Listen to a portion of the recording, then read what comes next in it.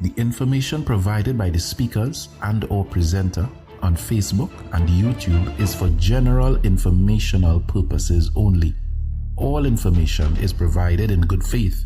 However, Constructive Talk makes no representation or warranty of any kind, express or implied, regarding the accuracy, adequacy, validity, reliability, availability, or completeness of this information.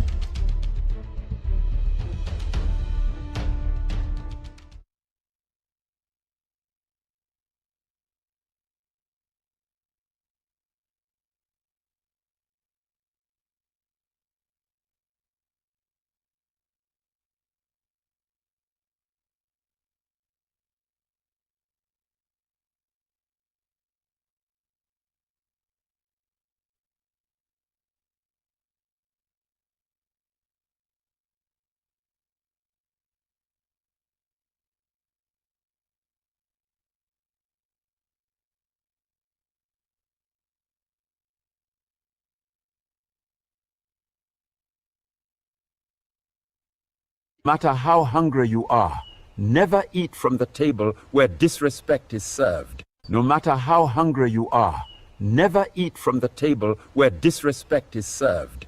Be wise, my daughter. Stop telling people your plans. Not every ear that listens wishing you well. Some are there to study you and celebrate when you fall. No matter how hungry you are, never eat from the table where disrespect is served. Be wise, my daughter. Stop telling people your plans. Not every ear that listens wishing you well. Some are there to study you and celebrate when you fall. The poem by Connie Webb is entitled, Stand Up for Yourself. In the first stanza, it says, I will truly accept myself today. No more worrying about what you say. I will do what I really want to do. No longer will I be controlled by you. And then in stanza 3, she writes, no more saying yes just to please. I will say the word no with ease. Too many times I let other people lead. This is not the way for me to succeed. I have got to stand up for myself.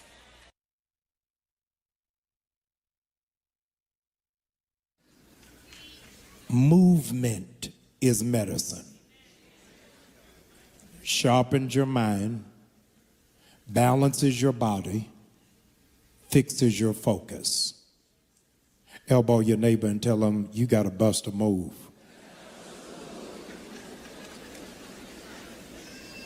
Dr. King challenged racism in this nation, but realized he couldn't do it sitting behind the pulpit, which is why he sprung into, here it is, the civil rights movement.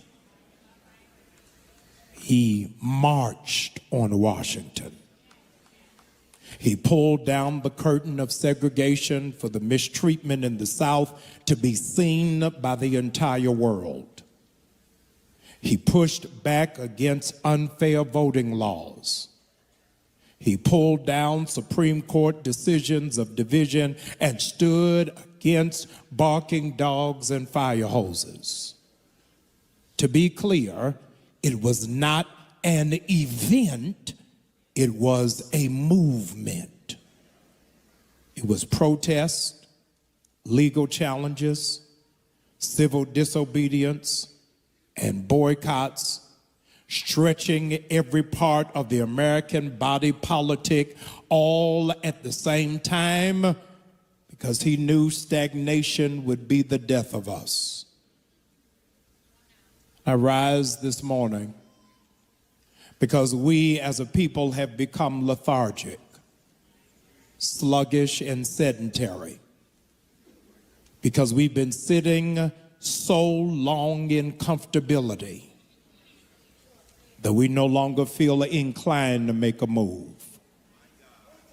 You are in such a rush to go to brunch, to go play golf, to binge watch on Netflix, that making a move is no longer even entertained in your subconscious.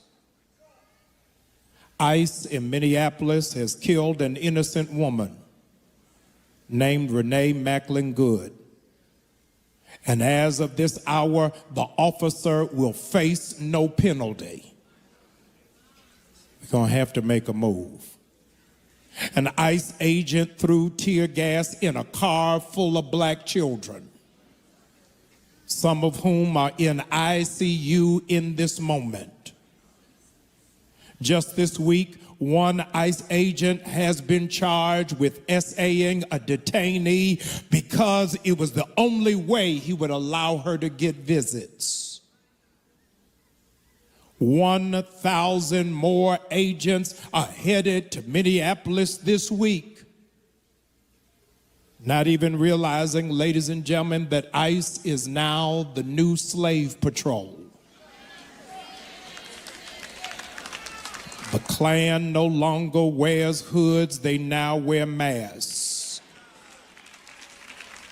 They are no longer volunteers, they're being paid to oppress brown and black people.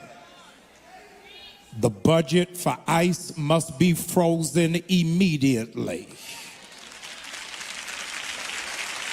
If it's in Minneapolis today, it'll be in Marietta tomorrow. If you don't say anything, racism and bigotry will continue to wield its head. But I'm so glad there's some witnesses in the building that understand I cannot sit still when other people are being marginalized.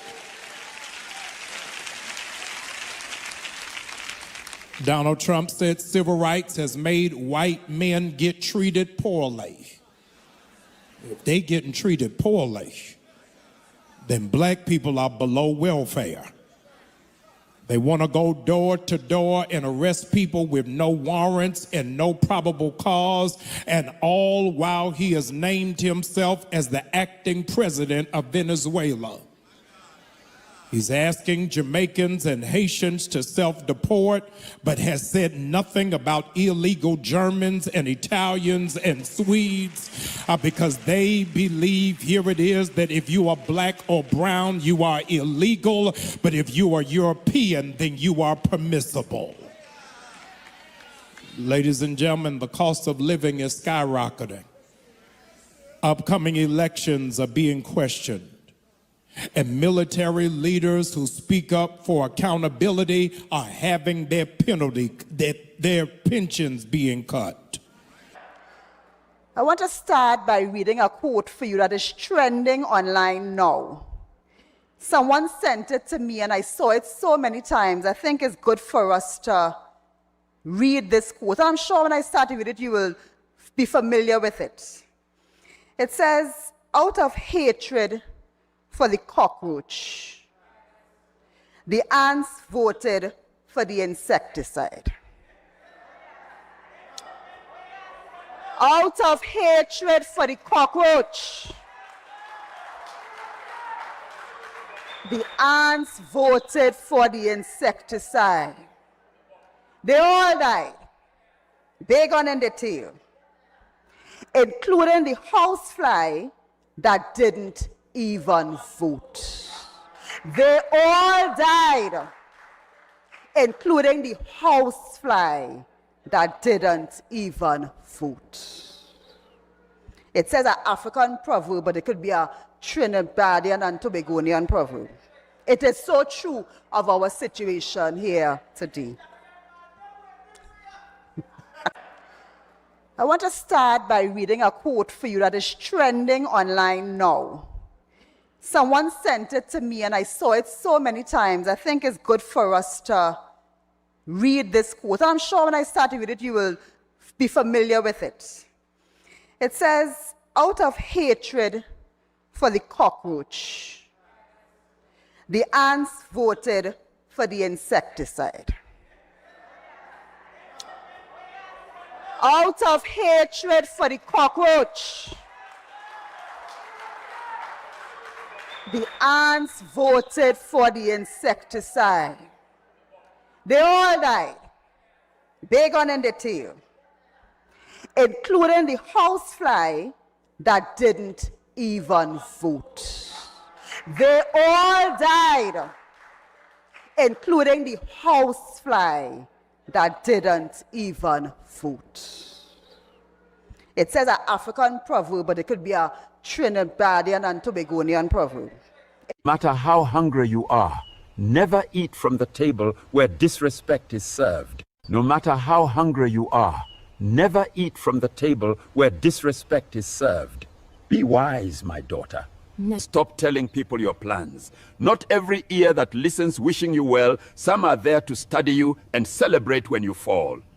No matter how hungry you are, never eat from the table where disrespect is served. Be wise, my daughter.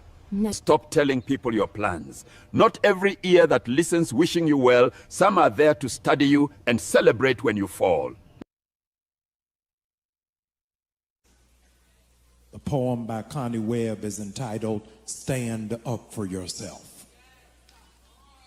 In the first stanza, it says, I will truly accept myself today.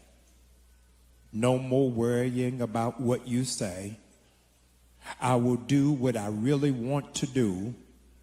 No longer will I be controlled by you. And then in stanza 3, she writes, no more saying yes just to please. I will say the word no with ease. Too many times I let other people lead. This is not the way for me to succeed. I have got to stand up for myself.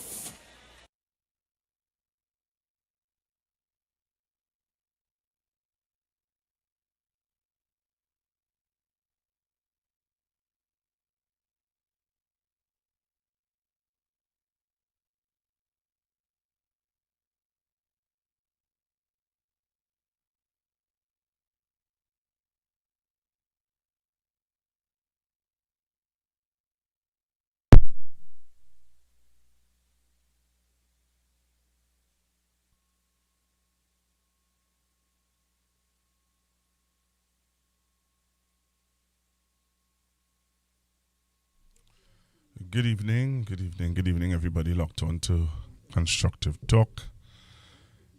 It's Thursday and I'm here with you. I'm thankful to be here with you on this Thursday evening. And I hope that you guys are going to stay with me because I have some interesting things to talk about this evening right here on Constructive Talk. You know, there's so much things happening in this country at times. You doesn't know where to start, you know. He doesn't know where to start. You don't know where to start. He does be like out of it. He doesn't know where to start, how to go, where to go, how to stick. You just get thrown off, you know. So this evening in the news, several things in the news jumped out at me in the news. And I want to say to you, I have a real interesting interview set up for Monday that all of you need to be a part of. A real interesting interview. Trust me, that interview is going to be really, really good. A lot of you will be glad for that interview on Monday. All right? I will let it hold the bag just yet. But again, I want to say good evening and thank you to all of you for joining me this evening on Constructive Talk. You could have been doing anything else. You could have been watching a movie. You could have been doing real things. But you choose to put on your television, sit with me, look at me, and listen to what's going on. Take keen interest in what's happening in Trinidad and Tobago. And I want to tell you, a lot is happening in Trinidad and Tobago that you need to be totally aware of.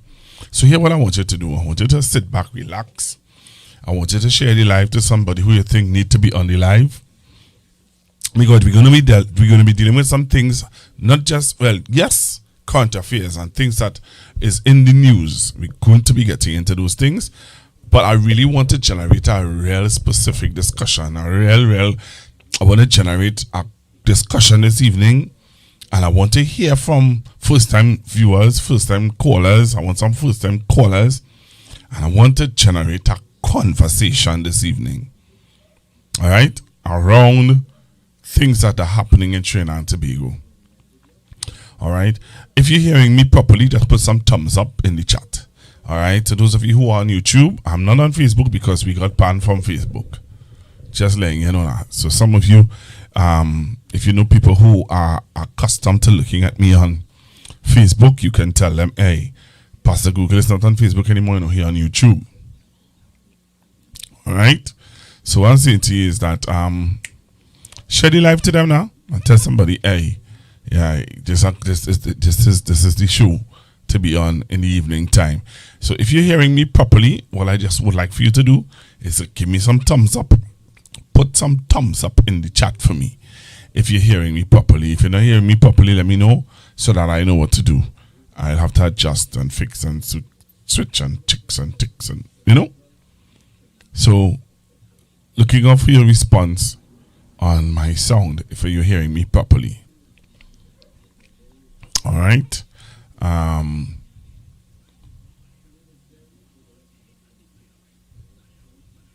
So let me tell you all something now. Something in the news. I've been reading it earlier. I take time. I don't listen to TV6 News.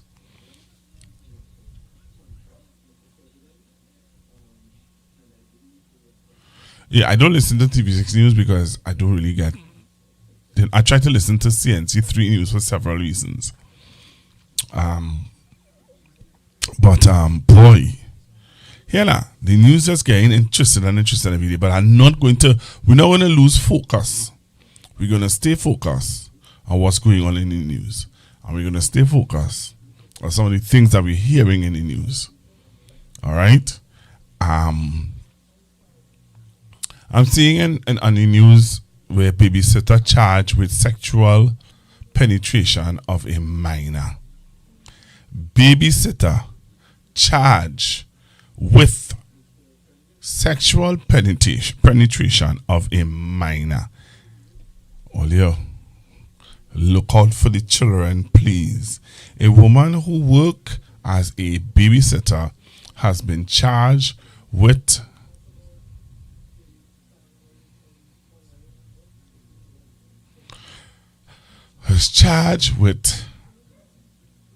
alleged sexual abuse of a teenage girl. Okay, so it's a woman. So let's be careful with women watching women, they kill children. Alright? So we need to watch the children. You know what I mean? Watch your children. Please watch your children. Please watch your children around some of these babysitters. Because trust me, Olia, it's getting bad and bad. Somebody's calling. Hello, good afternoon, Pastor Hugo. Hi, good evening. How are you? I am okay. I'm now starting the program. Talk to me. Oh, you're now starting the program. But I wonder if I am the only person that's getting that problem. What's that? I don't know what to do. I'm not seeing you on the stream. You're not seeing the stream? No. You are on Constructive Talk? Yeah. And you're not seeing the stream? No, I'm not seeing you at all. What you I'm saying? hearing what you're saying and everything, but I'm not seeing you. Since last night I noticed that's happening. I don't know if it's my phone. You're not seeing me on the stream? Yeah. That's strange. This is my phone. You're not seeing me on the stream? Yeah. That's strange. Because I'm seeing people on the stream and they're responding to me. Okay. Yeah, but I hear you and everything, right? But I'm not seeing. I will check it out to see if it's my problem. Okay, I wonder if anybody else is having that problem. That's what I wanted to know. Because I'm what you're seeing and what you hearing me talking? I just hearing everything, but I'm not seeing you. You're hearing me talking, that's the question. Yes, yeah. And you're not seeing me? Yes. That is strange. Okay. All right, okay. All right. That is very strange because I don't know, that's strange. I don't know. That's real strange. That's so dark, boy. That's real strange. I don't know.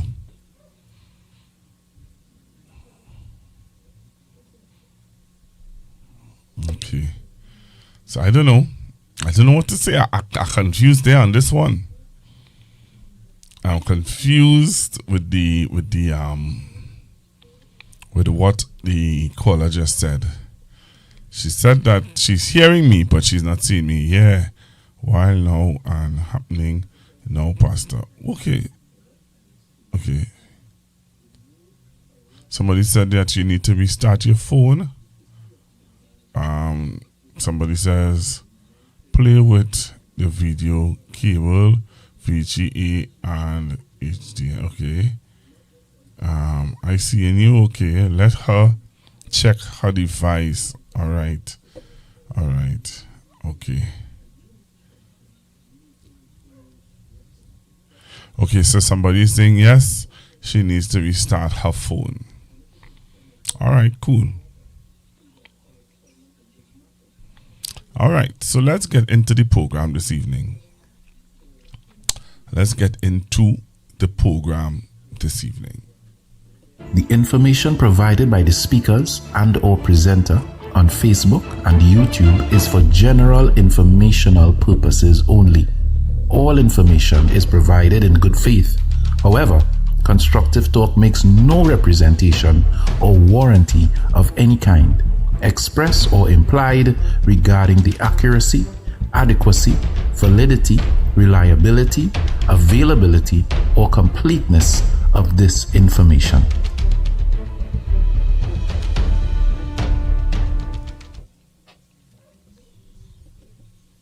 All right. So I had to play that disclaimer because YouTube is upset with me. I don't know why YouTube is upset with me, but I had to put in, I have to keep playing that disclaimer. So what it is I want to talk to you all about. Something interesting was said in the news this evening. And I want to highlight it. Several things were said in the news this evening that very interesting, you know. But this particular issue, I had to touch on it. And before I touch on it, I want to remind all you that Dr. Keith Christopher Rowley warned this nation, you know.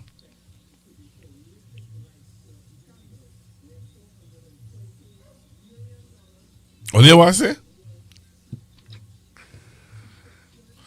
Dr. the Honorable Keith Christopher Rowley would have warned this nation. I want to play for you what he said. And then I want to play for you what was in the news this evening. Well, you remember this by Dr. Rowley? Take a listen to this and tell me if you all remember this by Dr. Rowley. And then I'm going to play for you what was said in the news this evening. All right? I wonder if I should deal with that now, boy. I would deal with that after. Let me play this first. All right. I don't want to jump out too fast. Let's deal with this.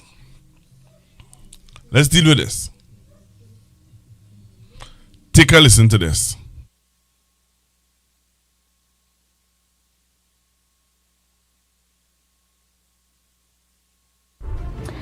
An accusation tonight that in its first 7 months in office, the UNC government hired more than 400 people at WASA, estimated to cost taxpayers an additional $60 million annually.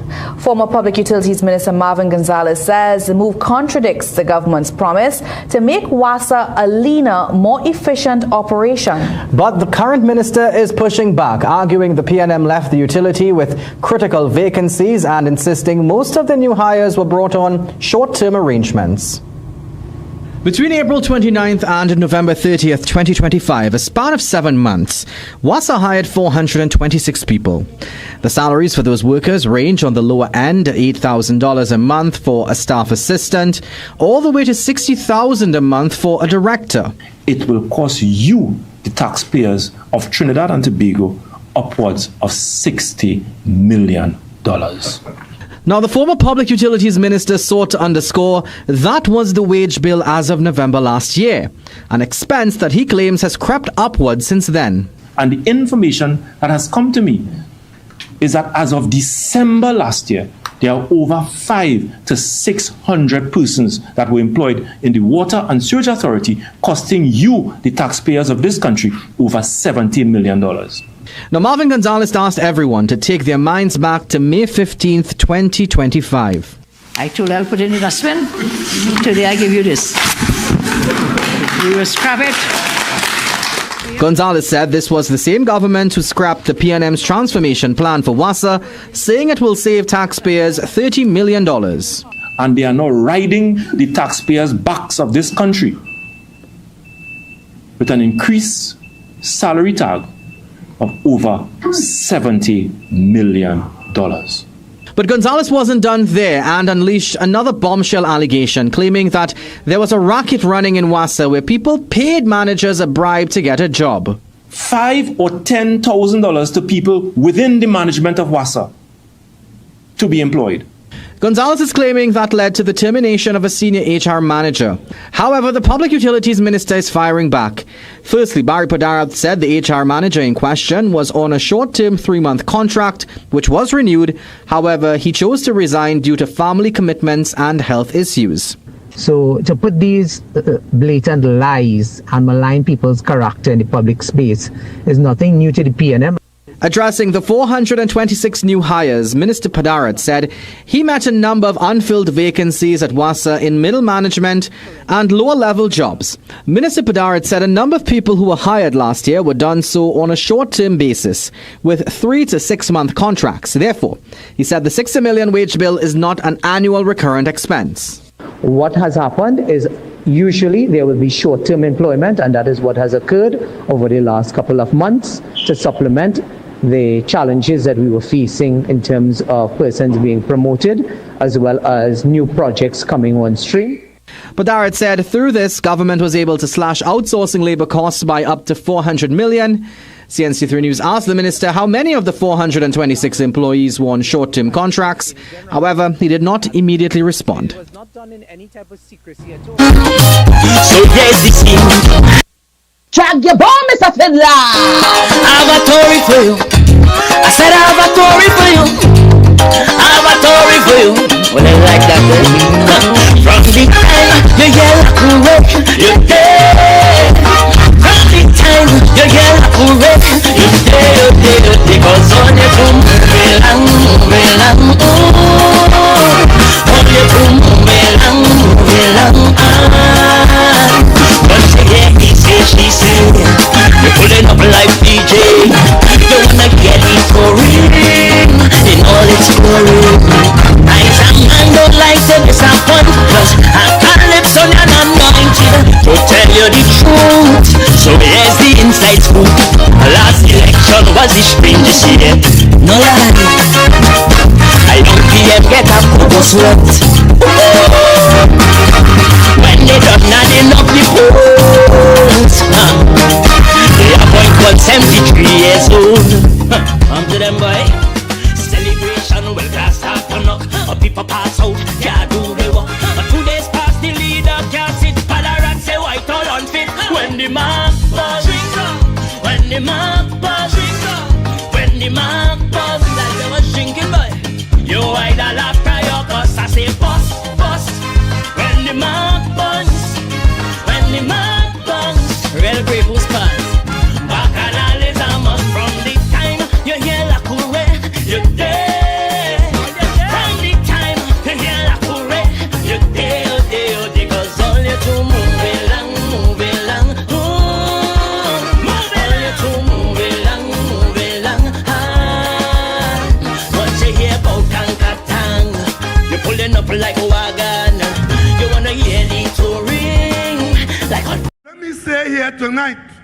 to public servants wherever you may be. If your president succeeds in removing the PNM from office, many thousands of you will follow that by removing yourself out of your jobs. And let me tell you why. The government of Trinidad and Tobago, led most of the years by caring PNM governments, have taken on the responsibility of ensuring a quality of life for people in this country that is now at the level of almost impossible to fund beyond where we are. In a $60 billion budget, the largest expenditure in that budget is on the monthly payment to public servants wherever they might be. Every month, on average, not just public servants on the Gazette, you know, the government supports the payroll of some state enterprises. If WASA doesn't get a $200 billion from the Minister of Finance virtually every month, WASA workers cannot be paid consistently in the way that they have been, you know. But as Prime Minister, I could tell you, the hardest job of the government and of the Prime Minister is to ensure that there are revenues coming in on one side to ensure that expenditure can be supported on the other side. And nobody could give you any other equation. The singular equation that you should be concerned about in this country now is what is our revenue situation and what is our expenditure situation. If you listen to the PSA leader and the UNC and their campaign in 2025, all they are concerned about is improving and expanding the expenditure side of the equation. And to do that, to make it, honey, quote it for you, they tell you things like they will increase public servants' pay by 10%. Ladies and gentlemen, from this platform tonight, I could tell you, once a government comes in and gets on that pathway of making that kind of increase to public servants, the highway has to be labeled two names. One, you are going to end up at the IMF, the International Monetary Fund station, and you're going to get there by the road called devaluation. And let me tell all of you something tonight. If God forbid, and there's a government in office that finds itself without revenues to meet the monthly expenditure to public servants, the one thing that government will not do is to write checks to you and then the checks bounce in the bank. Governments don't operate so. Before you get to that point where the checks will bounce in the bank, you cut the liability of requiring to write the checks. You know what that means? When the government finds itself in a position not being able to pay the payroll, ask Barbados what happened. It's tens of thousands of public servants that come off the payroll. Governments don't have you on the payroll working and can't pay you. They take you off the payroll. In this country, anybody who is telling you that they will incur expenditure that we all know the revenues cannot support, they are telling you in code that they intend to cut the public service. And let me tell you what my source of information tells me when I try to understand what the UNC is about. You know what the UNC is saying quietly and secretly? If they ever get to that situation where they come into office and they can't pay the bills that they're committed to, and they cut the public service, is mainly PNM supporters that will be affected, because the bulk of the public service is East-West Corridor people supporting the PNM.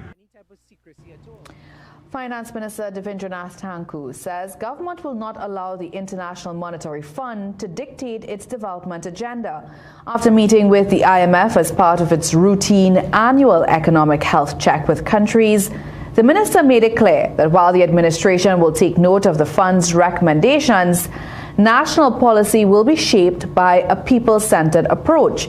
Minister Tanku acknowledged that past consultations have often included proposals such as cutting transfers and subsidies or devaluation. But he stressed that governing a country goes beyond numbers and calculations, arguing that improving citizens' lives requires creativity and a focus on social impact. The minister said the government's direction is already outlined in the UNC's manifesto, its revitalization blueprint, plans for the energy sector transition, and other public policy statements. Any type of secrecy at all. Finance Minister Devendranath Tanku says government will not allow the International Monetary Fund to dictate its development agenda. After meeting with the IMF as part of its routine annual economic health check with countries, the minister made it clear that while the administration will take note of the fund's recommendations, national policy will be shaped by a people-centered approach. Minister Tanku acknowledged that past consultations have often included proposals such as cutting transfers and subsidies or devaluation. But he stressed that governing a country goes beyond numbers and calculations, arguing that improving citizens' lives requires creativity and a focus on social impact. The minister said the government's direction is already outlined in the UNC's manifesto, its revitalization blueprint, plans for the energy sector transition, and other public policy statements. Welcome back. Shell's Chief Executive Officer Wael Sawan is hopeful the company will have access to Venezuelan gas sooner rather than later. In an interview with U.S. business television network Bloomberg, the Shell CEO said Venezuela's gas and Trinidad and Tobago's Atlantic LNG plant were very much in their plans. I hope soon. We have been working previously under OFAC licenses, so a U.S. sanctions permit to be able to look at developing offshore gas resources that potentially would be linked back into Trinidad and Tobago, into an existing LNG facility that has capacity to take that gas. He, however, notes that potential progress in that regard was subject to positive response from the U.S. government. We are awaiting at the moment those OFAC licenses from the U.S. government, and within a relatively short time we believe that we could potentially get to a final investment decision and production a couple of years after that. So I am hoping within the next 3 years we can see some of that flow. It'll be good for the Venezuelan people, it'll be great for the Trinidadians, and I think it's very much in line with the policy of what the U.S. is trying to do. So on balance, we think we can play an important role in that space. Shell has a 45% stake in Atlantic's LNG plant in Point Fortin, while it also has a major stake in the Dragon gas deal. There's been much speculation concerning the potential progress of the cross-border gas fields since the U.S. extraction of former Venezuelan President Nicolas Maduro. Well, Energy Minister Dr. Rudal Munilal says work on the Dragon gas project continues. At the post-cabinet media briefing this evening, the minister was questioned about the timeline outlined by Shell CEO Wael Sawan. Now that the license is in place, work has been taking place. Even during the tense days in December and so on, there was no indication that anything had changed, and work continued. The timeline given by the Shell executive, I think, is a realistic timeline, in that we expect that we will progress that project in good time. He says discussions are still ongoing on the OFAC licenses which govern cross-border gas fields with Venezuela. The license expires in April. Dr. Munilal says he is optimistic that talks will be positive. We have been in touch with the stakeholders and we continue to engage. The other matters related to that is that there are other two areas, the Lauren Manatee and the Manikin Coquina, and the Coquina and Lauren, and there are applications before the United States authorities. We are not discouraged at all. In fact, we are optimistic that the Treasury Department will see favor with those applications for Trinidad and Tobago as well. I want to start by reading a quote for you that is trending online now. Someone sent it to me and I saw it so many times. I think it's good for us to read this quote. I'm sure when I start to read it, you will be familiar with it. It says, out of hatred for the cockroach, the ants voted for the insecticide. Out of hatred for the cockroach, the ants voted for the insecticide. They all died, big on in the tail, including the housefly that didn't even vote. They all died, including the housefly that didn't even vote. It says an African proverb, but it could be a Trinidadian and Tobagonian proverb. It is so true.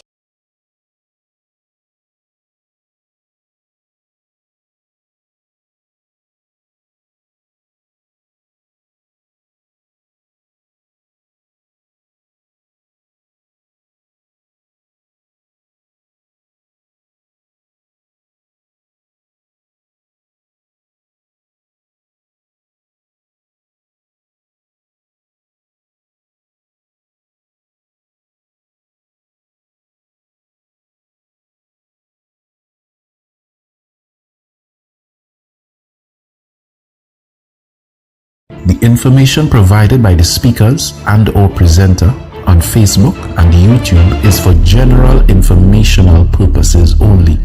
All information is provided in good faith. However, Constructive Talk makes no representation or warranty of any kind, express or implied, regarding the accuracy, adequacy, validity, reliability, availability, or completeness of this information.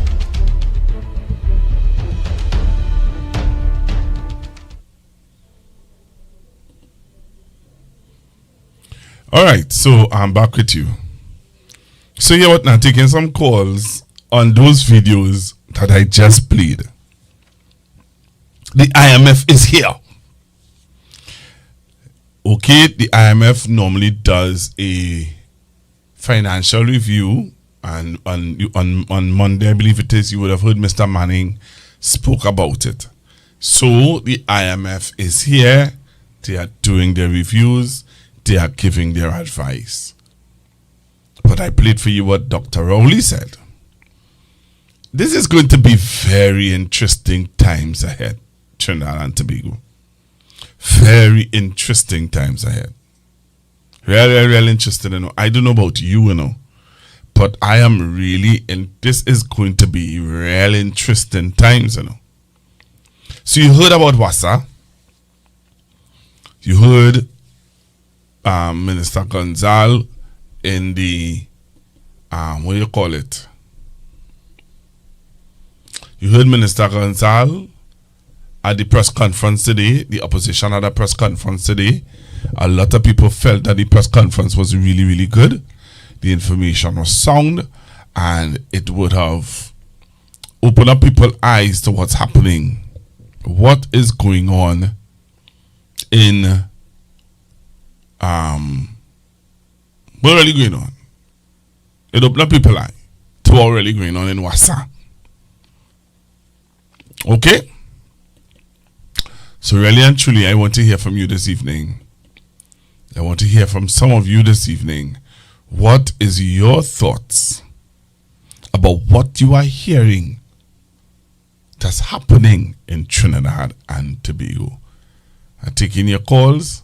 464-7003 464-7003. That's the number to call in and tell me what is your thoughts about what you have heard this evening so far on Constructive Talk.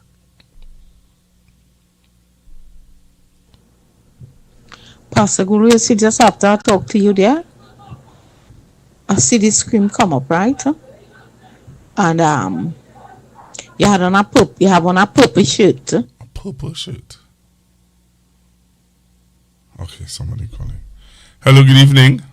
Hello, good evening, possible good night to all the listeners and viewers. Well, you see, in mostly in Wassa, UNC moving out a lot of the people that they hire after workers again, and it's mostly East Indian.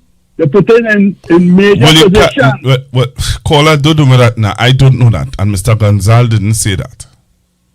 Well, I believe the guys out there. No, you can't say. You cannot say what you believe. You can't say what you believe. You have to say what is factual. All right. I'm sorry for making that statement. I apologize. Okay. All right. So the UNC hire a new public servant, a person head of the public service, which is a woman. So let me see how that unfolds. But a lot of the things the IMF is share, and I figured they don't want the IMF to really see the books, all the accounting, all the best management. That's why Tanku was able to say they don't have to listen to what the IMF say.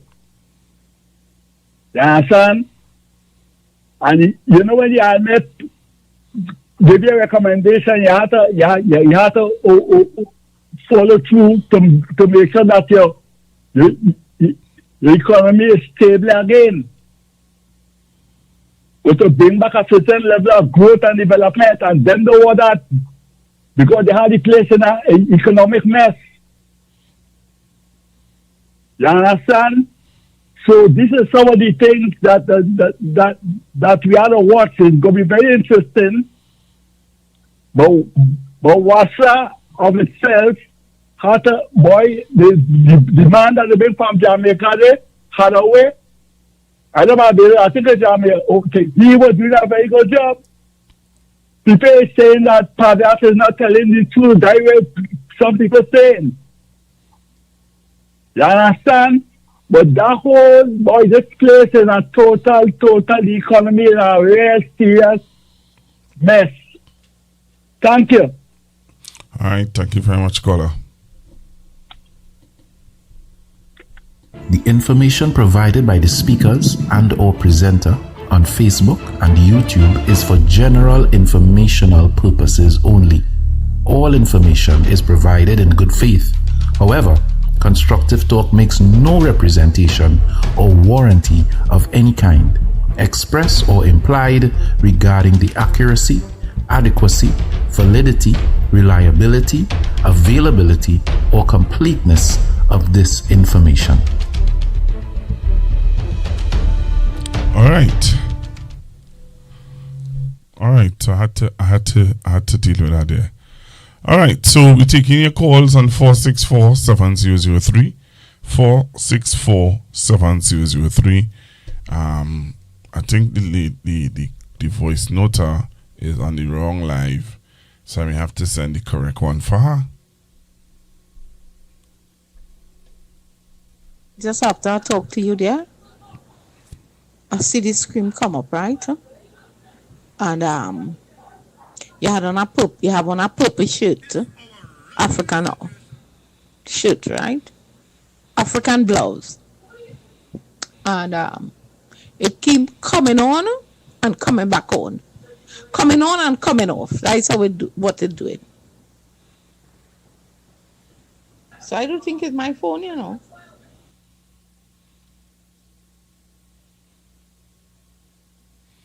All right, so you're on the wrong live, though. You're on the wrong live. Okay, seeing that you are telling me that I don't have on a purple top. I have on a blue and white and cream, you could see, top. So what I will do, I will send it for you now. All right, I will send it for you now. So I'll send you the link now. And send me back a voice note letting me know if you get back on, if you are on the right live. So I sent you the link. So you will let me know if you are back up on the live, if you're on the right live. All right, you should be seeing me in a blue, not a purple, but a blue top. Blue and cream top. All right, blue and cream top. Let me know if you get through. All right. Let me know if you get through. So the number again to call is 464-7003. 464-7003. 464-7003. Any type of secrecy at all. Finance Minister Devendranath Thakur says government will not allow the International Monetary Fund to dictate its development agenda. After meeting with the IMF as part of its routine annual economic health check with countries, the minister made it clear that while the administration will take note of the fund's recommendations, national policy will be shaped by a people-centered approach. Minister Thakur acknowledged that past consultations have often included proposals such as cutting transfers and subsidies or devaluation. But he stressed that governing a country goes beyond numbers and calculations, arguing that improving citizens' lives requires creativity and a focus on social impact. The minister said the government's direction is already outlined in the UNC's manifesto, its revitalization blueprint, plans for the energy sector transition, and other public policy statements.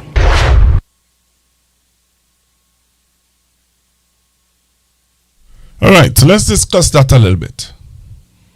Let us discuss what Thakur said there a little bit. You all feeling what he's saying? What Thakur is saying, that's what his government doing. Let's just look at what they're doing with HDC. So, you got a property. Within you getting the property, listen, you got a property. You paid for your property. You got the deed for your property. You, listen, you now want to pass on the property to your children. Right? To your children. You now have to, UNC is saying that the HDC is going to send an evaluator. That evaluator comes to your home, evaluate your home for $1 million. You have to pay HDC $100,000 for a property that your mother, father, whoever paid off for. That's what HDC want to do. That's what HDC want to do. Asking for a friend. That sounds humane. Okay, let's say that example I give there was wrong.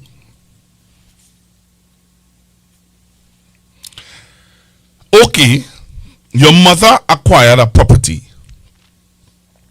Within your mother acquiring the property, your mother has reached to the retirement age. So, the money that she would get now that she's retired may not be able to pay for the property or pay the mortgage. You are young. You are about 25, early 30s, mid 30s, late 30s, early 40s. You are able to take a mortgage and continue to pay for the home. So your mother now goes into HDC to transfer the property over to you. HDC sends an evaluator. The evaluator values the house and says that the house is worth $1 million. You have to find $100,000 to pay. Before, under the PNM, who they call wicked, give you that option of paying $700 to do the transfer.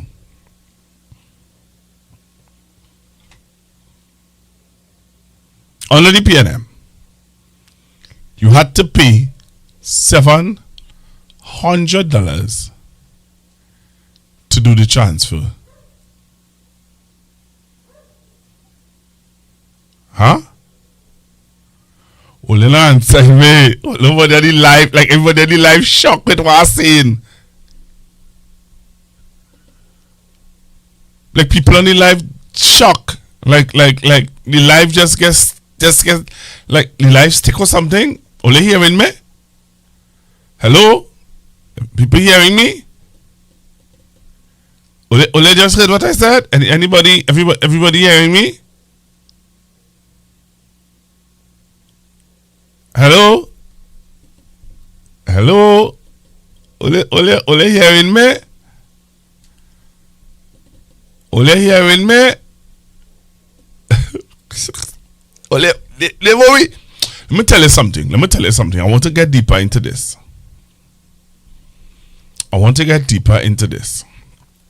Alright? I want to get deeper into this. Discussion here. Because like the IMF issue, only ain't really iffy about that. Only ain't really care about that. Right? That is a usual thing. The IMF come into the country, Pastor Google. Come on, let me can a big deal out of nothing. Okay? Alright. Okay. Alright. Apparently the IMF issue, a small thing, Pastor Google. Small thing. You're making a big deal about nothing. The WASA workers, let's see anything on you. Oh, come on. The people, and let me tell you something, and listen to me carefully. This is how some people saying it. I'm just telling you what some people are saying. You don't vex with me. I'm just telling you what some people are saying. Some people are saying, oh, give me a rest. Ole didn't see about all the people. They seen about their people. They're giving them jobs. They giving Matara a job. They giving Twiggy a job. They giving people who work for them jobs in Wassa. Relax on yourself. If only are taking care about all, if the PNM people are taking care of their people, come on. I can understand. Only want to play all the thing now. Only not take care of all the people. That is what some people saying, you know. Yeah. While I understand exactly what Minister Marvin Gonzalez said and was explaining, that the UNC stood up and tell the nation that they're going to cut the budget. Right? But they didn't cut the budget. They hired more people. And people were paying, he said $5,000, $15,000 to get work. Okay? Me working away, but I could get $15,000 to pay you to get work, unless if I get the work and I promise you that my first salary I will give you, I'll pay you for the job. All of that technical dramas I don't want to get into.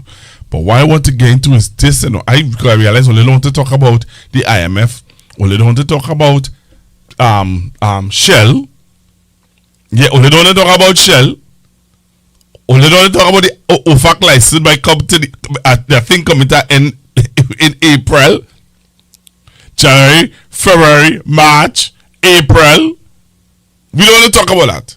But then let me engage you a little bit about this issue here.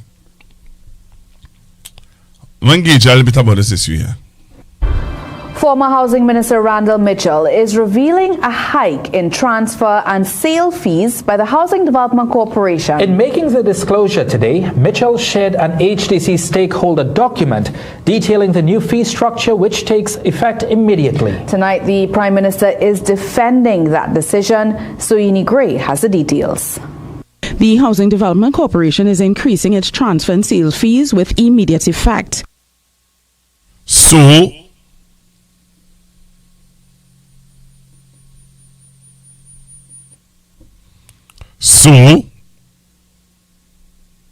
HDC is raising its transfer. Now listen to what we're talking about. I want you to listen what we're talking about.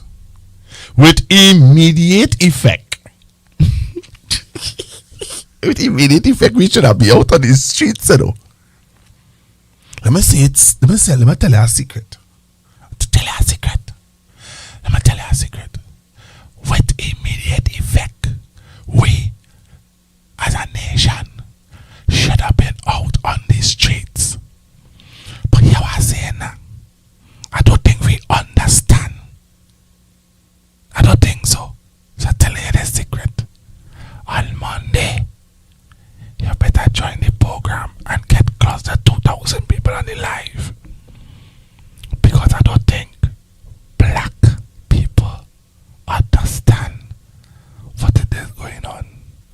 That's our secret. Okay? But we will talk about it a little more. Right. So you just decided to tell a little secret. That is our secret. So here we're asking you now. So it's a transfer fee. Transfer means it's not yours. It belongs to somebody else. And that other person, that somebody else, desire to give it to you. It don't belong to you. It belongs to somebody else. Here we're saying, right? If the UNC is saying here what? People are using HDC houses to gain wealth. I don't see a problem with that. But here what they're saying. If you want to say, if it's not your family member, you are giving the house to your son, your immediate family. Son and whoever else, grandchildren, whoever else, this applies to them. I can still fight it and still say, well, yeah, I'm trying to understand. I see where you're going with this. But that's not what this is about. This is across the board. So listen to this. Listen now, will you? You know they don't like to listen. Listen.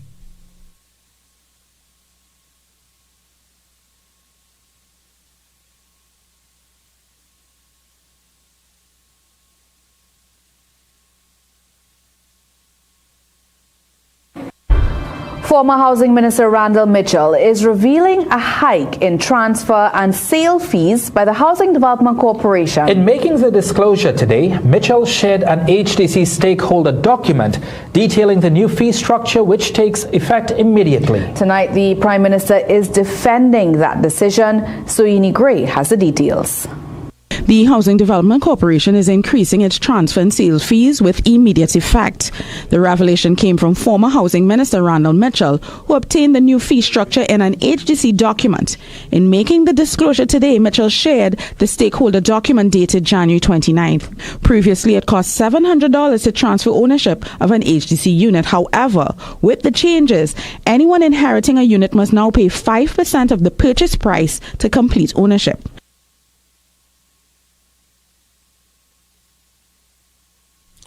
Anybody inheriting, Jesus Christ, anybody inheriting a HDC property have to pay the increased prices. What is the increased prices, Olia?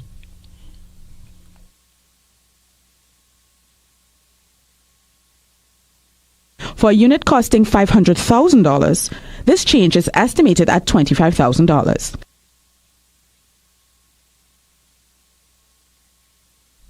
I should have pen and paper here. I'm sorry, I don't have pen and paper. Only I want to play a song and get some pen and paper. Will you allow me that? Because I need to talk, you know. You see, tonight I want to talk. Yeah, someone will get vexed. But I need to talk. We need to talk the things and stop playing games. You understand? Stop talking things that irrelevant. Someone will get vexed with me. But I just say how I feel. You see, this will impact black people family. This will impact black people family. Well, all you feel is all of that. It ain't all of that. This going to impact black people family. Somebody pinch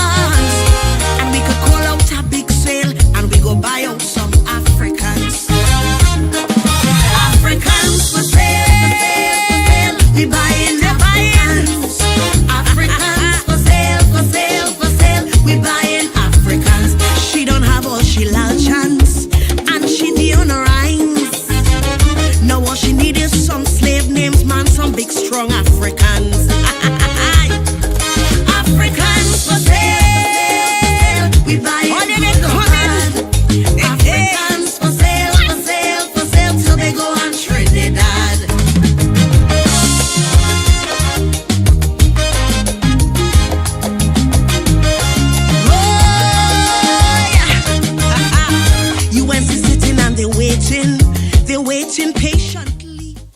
All right, I'm back. I went to get some pen and paper. Kiera, I don't know what Oledo. I went to get some pen and paper because I need to do some calculations, and I want you, while we're not going to talk emotionally. We're not going to talk emotionally. We're going to talk based on evidence, based on what is being said in the news. Black people, wake up! Black people, wake up! All right. So let's go in the news. We're going back to the news story. We're going to be taking some corpus notes. All right? Take a listen. Take a listen.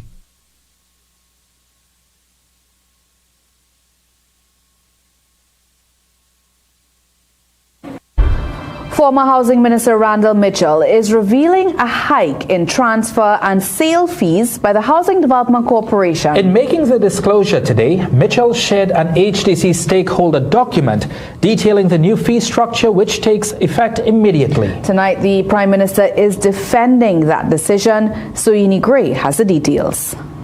The Housing Development Corporation is increasing its transfer and sale fees with immediate effect. The revelation came from former Housing Minister Randall Mitchell, who obtained the new fee structure in an HDC document. In making the disclosure today, Mitchell shared the stakeholder document dated January 29th. Previously, it cost $700 to transfer ownership of an HDC unit. However, with the changes, anyone inheriting a unit must now pay 5% of the purchase price to complete ownership. For a unit costing $500,000, this change is estimated at $25,000. A 10% fee applies on transfers of units older than 10 years in most other circumstances. Mitchell describes this development as scandalous. He also accuses the UNC of doing exactly what they had accused the PNM of planning to do when they were in opposition by imposing an inheritance tax. As opposition leader, Kamla Persad-Bissessar had criticized and accused the then PNM government of trying to impose a 25% inheritance tax. But now as Prime Minister, she is defending the move, saying the HDC is simply attempting to recoup some of the taxpayer money it had used to subsidize those property, alleging that people were profiting from transferring those homes. HDC Chairman Feroz Khan did not confirm or deny the validity of the document Mitchell shared and opted not to comment. When CNC3 News reached out to Housing Minister David Lee, he said neither he nor his permanent secretary were aware of any such policy. He has since ordered an investigation into the process. Soini Gray, CNC3 News. So you all heard it. Under the PNM, to do a transfer, you paid $700 under the wicked, evil PNM. That is what KFC and them will say. Fire burn the PNM. Right? The party or the government that charged you $700 to do the transfer. All right, so let me just get into this a little bit. I'm gonna just rest down my book here a minute. So I want to do this from the standpoint of who own HDC properties across Trinidad and Tobago. There are HDC properties in Pleasantville, San Fernando, all over Torredale. You have people living in Cyprus. You have people living all over. But who is the dominant race of people that live in there? Only put it in the chat now. We talking tonight. I talk to Oliver via the chat. Right? I'm talking to Oliver via the chat. So only talk to me via the chat if I'm talking nonsense, or if I'm making sense, or I'm not making sense. All over HDC developments, the overarching people who live in those communities are who? Black people.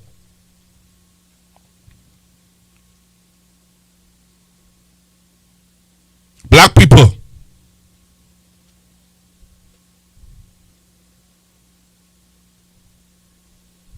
Those are the people who live. Right? African people live in those communities.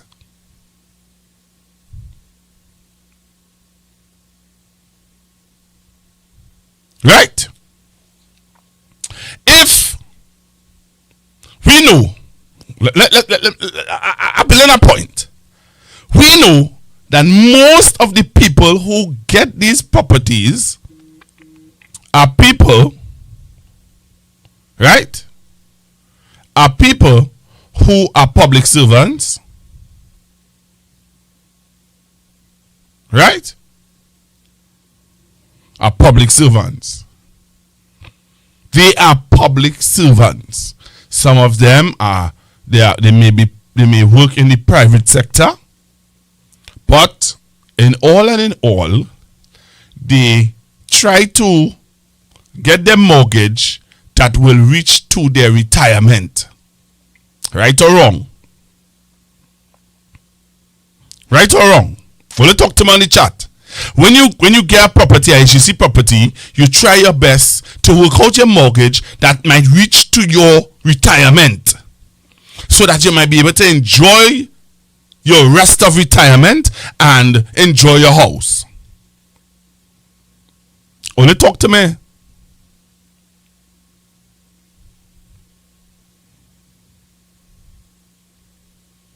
Right? You now have your property, pay off for your property, will it to your child,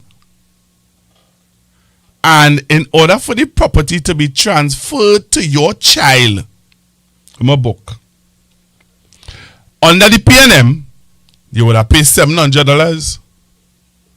Under the UNC, you now have to pay, if you paid $50,000 for the house, or $5,000, sorry, for the house, $500,000. Whoever inheriting the house have to pay 5%.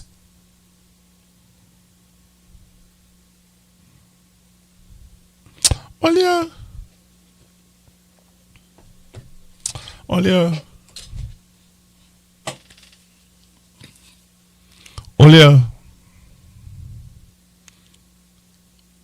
what we really saying? What we really doing in this country? What we really saying in this place? What really going on in this country?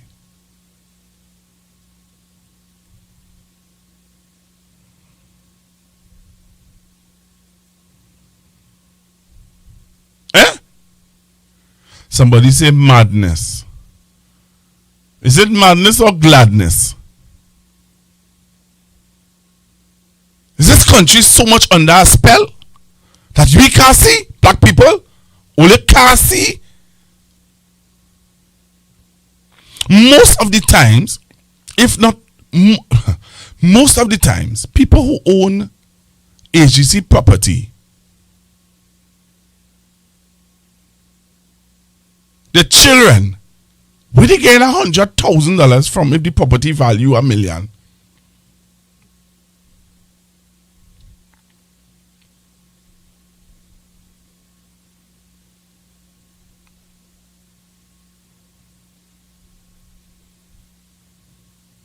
Somebody say keep we in financial debt.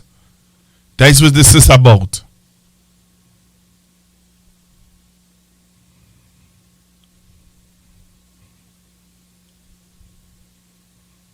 Well, what really going on in this place, boy? Huh? What really going on in this place?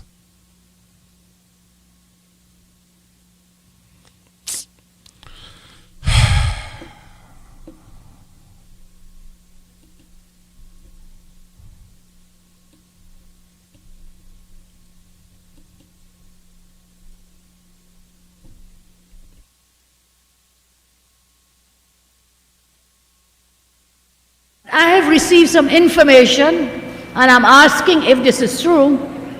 Tonight, I have to warn you that there's worse to come than their dreaded property tax. The property tax is only the beginning. I have been told, and I'm asking if this is true, that the Rowley P&M plans on imposing a 25% inheritance tax on citizens. Is this true? Tell us. I have been told, and I call on the P&M to come clean about this 25% inheritance tax. You know what that means? Your parents pass away, you pass away, you leave a little something for your children or your grandchildren. Before they could get it, you have to pay proper inheritance tax. How long have we been having discussions about this inheritance tax? Come out and tell us. Tell us. I want to see the slide now. Oh, look, the inheritance tax there. It is levied on the value of the inheritance received by the beneficiary. So whether you leave a $5, a $10, a $20,000, a $30,000, 25% tax on your beneficiaries. It is a tax you pay when you receive money or property from the estate of a deceased. Unlike an estate tax, the beneficiary of the money or property is responsible to pay the tax, not the estate. I have received some information, and I'm asking if this is true. Former Housing Minister Randall Mitchell is revealing a hike in transfer and sale fees by the Housing Development Corporation. In making the disclosure today, Mitchell shared an HDC stakeholder document detailing the new fee structure which takes effect immediately. Tonight, the Prime Minister is defending that decision. Soini Gray has the details. The Housing Development Corporation is increasing its transfer and sale fees with immediate effect. The revelation came from former Housing Minister Randall Mitchell, who obtained the new fee structure in an HDC document. In making the disclosure today, Mitchell shared the stakeholder document dated January 29th. Previously, it cost $700 to transfer ownership of an HDC unit. However, with the changes, anyone inheriting a unit must now pay 5% of the purchase price to complete ownership. For a unit costing $500,000, this change is estimated at $25,000. A 10% fee applies on transfers of units older than 10 years in most other circumstances. Mitchell describes this development as scandalous. He also accuses the UNC of doing exactly what they had accused the PNM of planning to do when they were in opposition by imposing an inheritance tax. As opposition leader, Kamla Persad-Bissessar had criticized and accused the then PNM government of trying to impose a 25% inheritance tax. But now as Prime Minister, she is defending the move, saying the HDC is simply attempting to recoup some of the taxpayer money it had used to subsidize those property, alleging that people were profiting from transferring those homes. HDC Chairman Feroz Khan did not confirm or deny the validity of the document Mitchell shared and opted not to comment.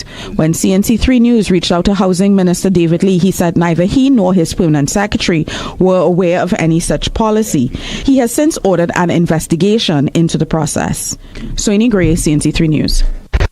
So you all get ready 2024 because you think politics is a game, politics is not important, UNC PNM is the same. UNC is not the same. UNC says axe the tax. UNC says no tax. None of this deferral nonsense. UNC and Kamla says stop the tax.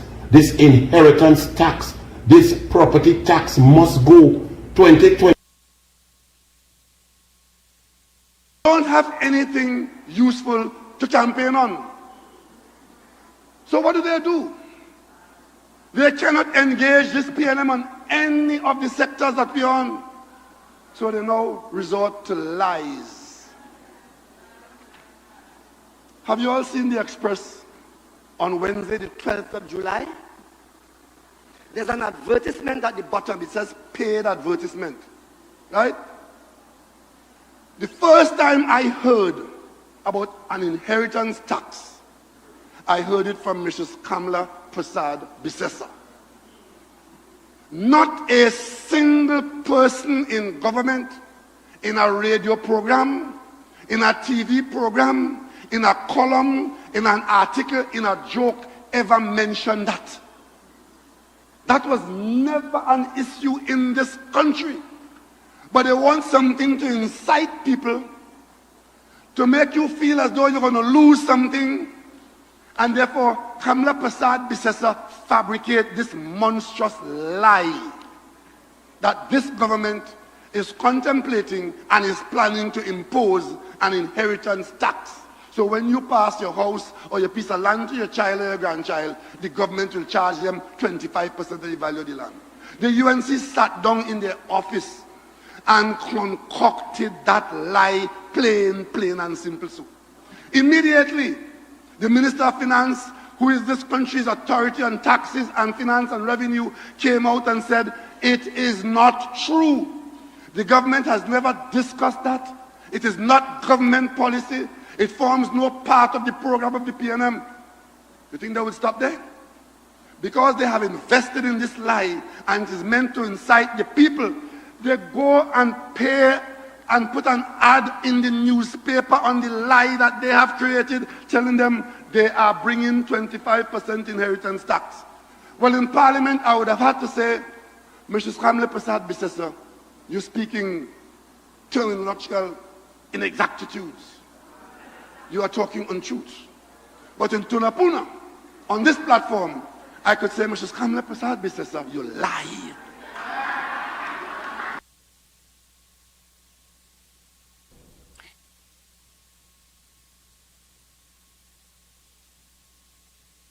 So, I'm taking your calls.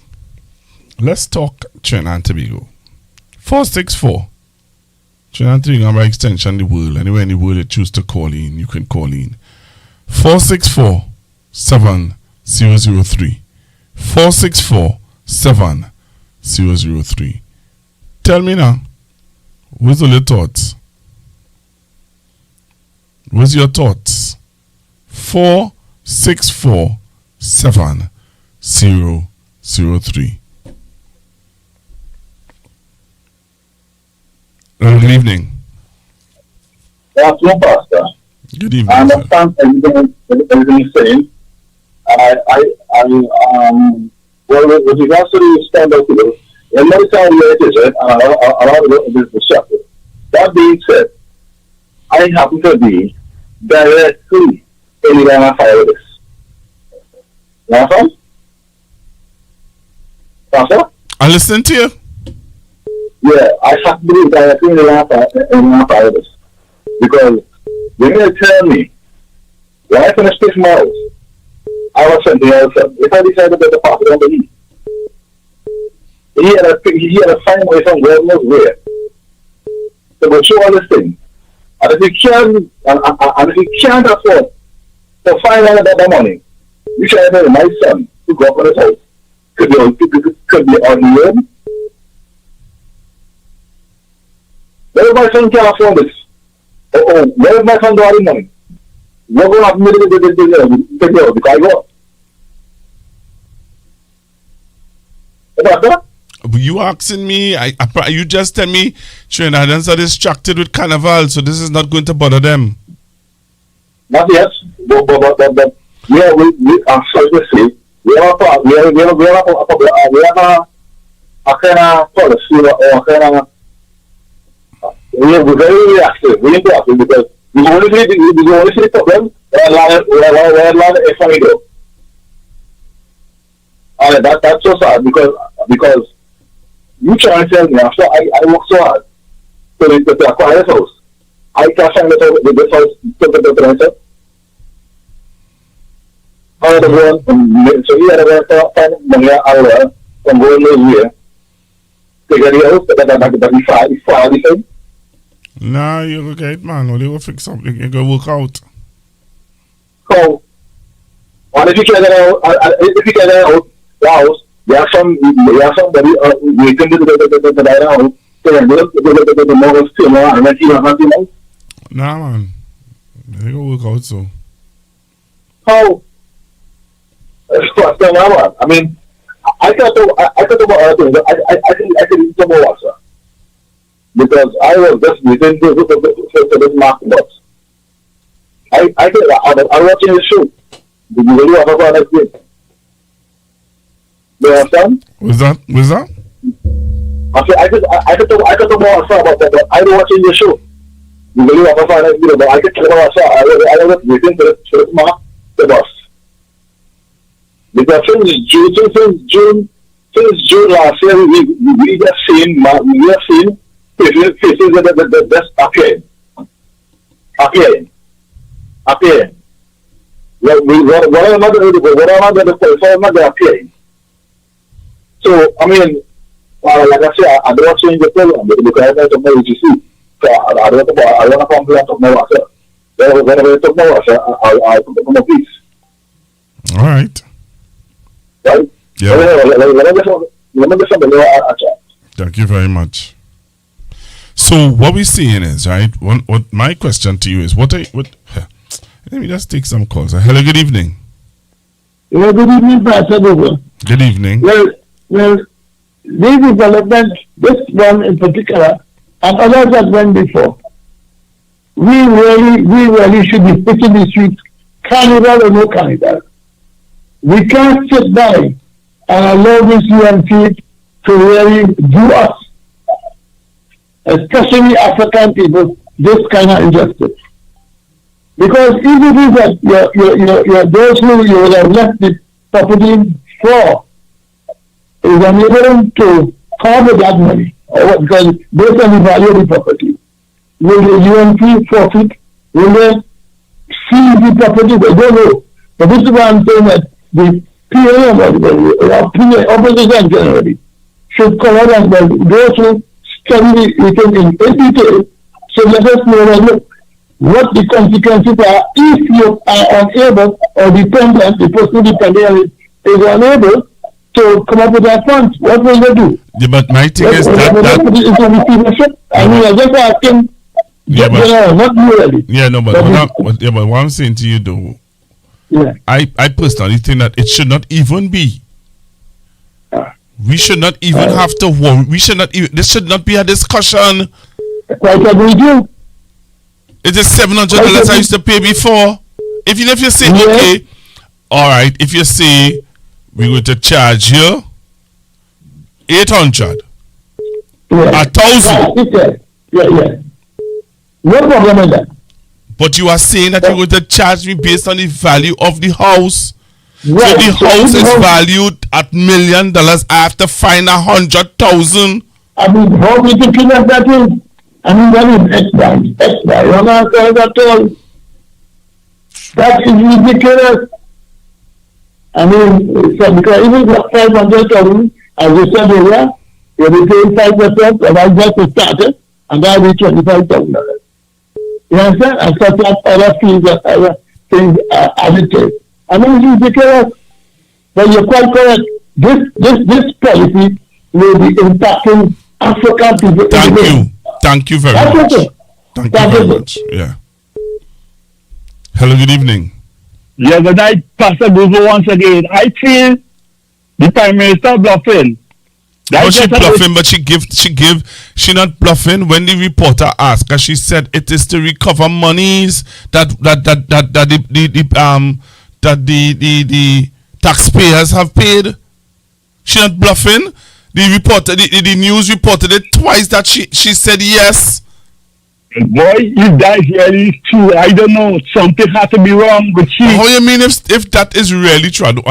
Anyway, right. What I'm saying is, I find it very, very inhumane to really bring a tax after all them tax you're bringing left, right, and in every area you want tax. That just goes to show you never had no proper plan to really bring in revenue in the country. So she idea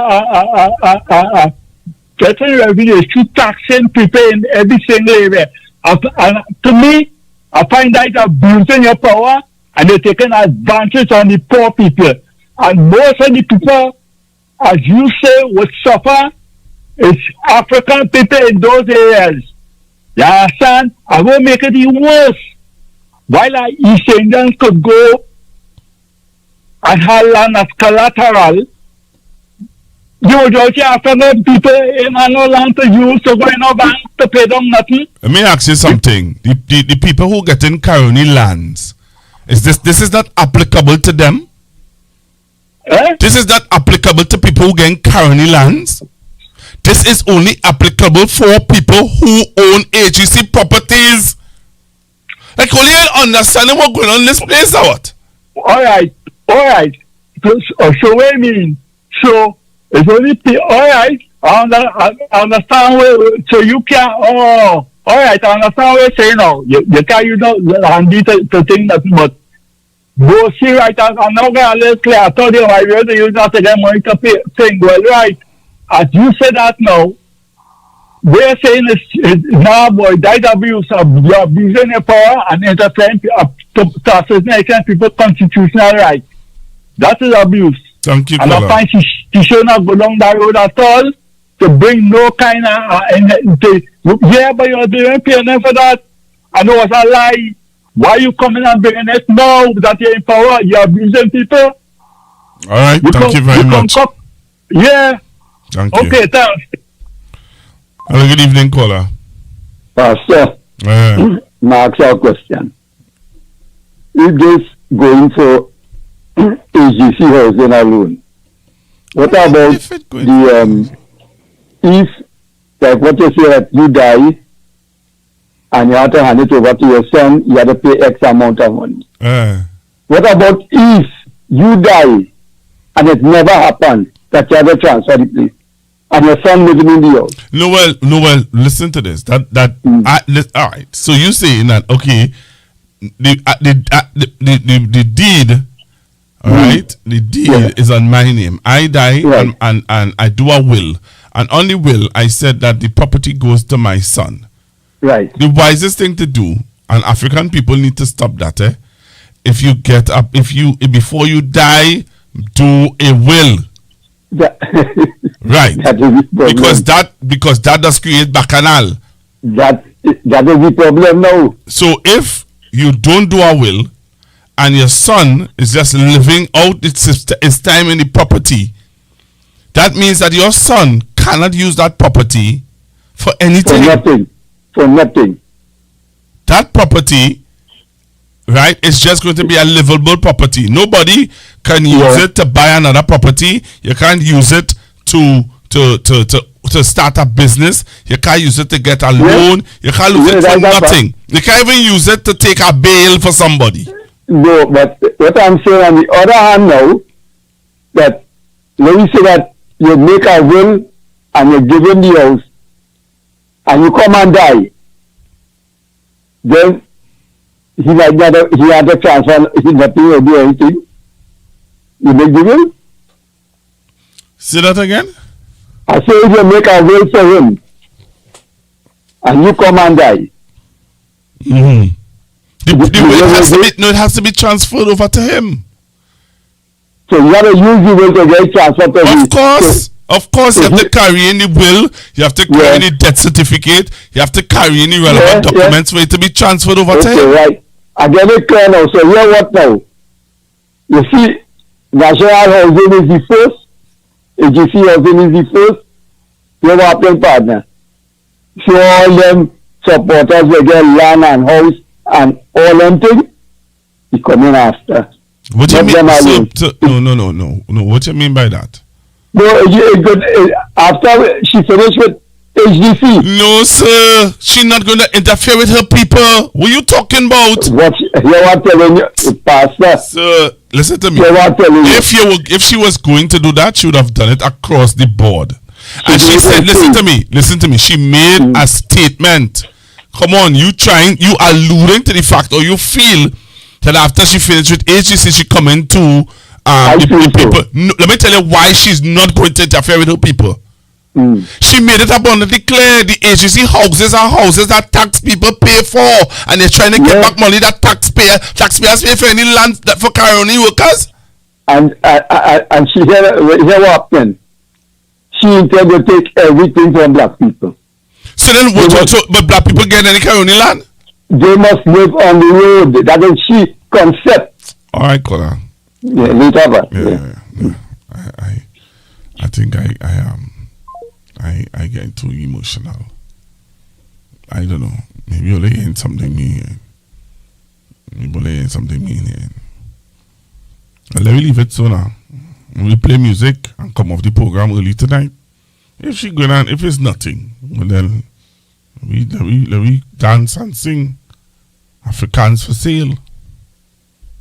Patagogo, yes. I know it is to pay mortgage for my HDC house. And do it without food. And go to work with my shoe heel way down. And wear the same dress. And after I did all of that, I live in my house to my children. You want to tell me that they must pay money to get the house that I leave to them? This is blatant racism. Blatant racism. You know what I'm telling you? And watch me. All HDC house owners supposed to come against this government and take them to court.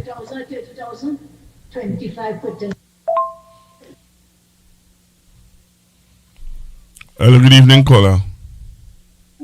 Hey, good evening, sir. Now let's give people a little history lesson and walk them through this thing, how nefarious and purposeful this thing is. So when the property tax was touted, Mr. Imbert said it would be on your rental, the rental value of the property, right? It was at a rate of 3% at first. They made a hue and him, everybody, and said it was wicked and whatever. So what did Mr. Imbert do? Mr. Imbert reduced it. And he said that the standard of the rental value was the international standard. They hem and hoard, right? And they said, no, you're punishing people as a property tax, as they would have showed us in the video, right? It was a one-off payment, okay? And you pay that. When they came, you see, but people should have realized that when they came in, Tanku said that people would get a refund. Remember that? And she said she didn't know anything about that. She didn't know where we get that from. That died of natural death, right? But look at this now, Pastor. It was 700 under the wicked PNM. The wicked PNM who they say didn't build any houses. And they don't like black people. The wicked PNM. Yeah, they don't like black people. The wicked PNM who didn't build a house. Yeah. And who don't like black people and never give black people nothing. Nothing. And then you know what happened? The wicked PNM too was also trying to do what? Introduce black people into traditional UNC areas. Let me ask you something. Ask you this. Anyway, go ahead. I'll ask it. Ask it. Let me ask you something. Yeah, ask me. I get emotional. I get emotional because you have a son who you're raising to go to school and do the best that he could do and believe that the system will work for him once the young man puts his head down and does his part. And once you're trying to teach him to buy into being a good citizen, according to according to the mighty sparrow, and a good citizen does what is best for himself and for his country committedly for a pastor. So listen to this. Ask it. Listen to this. HDC was created for what? Why did the People's National Movement started NHA? NHA was started for low income. Go ahead. Low to middle income owners who were not able to access real estate on the open private market easily, and even in private housing developments. That was the idea. And despite across the country, from Diamond Vale, where the first major housing estate started, to places like Trin City and so on, Santa Rosa Heights, Maloney, La Hawkita. That was the idea. Roy Joseph Scheme and so on. And back there, where you are from. That was the idea. Right? Good? But here what happened? Who never bought into the HDC arrangement and NHC arrangement? East Indian people because they didn't want to live among African people and the culture. Remember that, Pastor? They said that when they sent the whole of Lavanti up in Maloney and Orchita, we don't want to live among them people from Mova and so on, where some of the first housing development were done. The PNM was accused of trying to do what? Doughlarize the place, urbanize the place. Remember that? That was the stigma. Good? But here it is now. Like I say, people that connect the Dutch parcel, like we discussed last night, you're giving away under the Land for the Landless program. You are telling the Clark 1 or the Clark 2, who Mrs. What her name is, the PSA president will have gone and say, hey, you're getting your 10%. Now, what just now? Remember the government talk about non-cash option? Supposing the non-cash option is where they're looking at here what happen.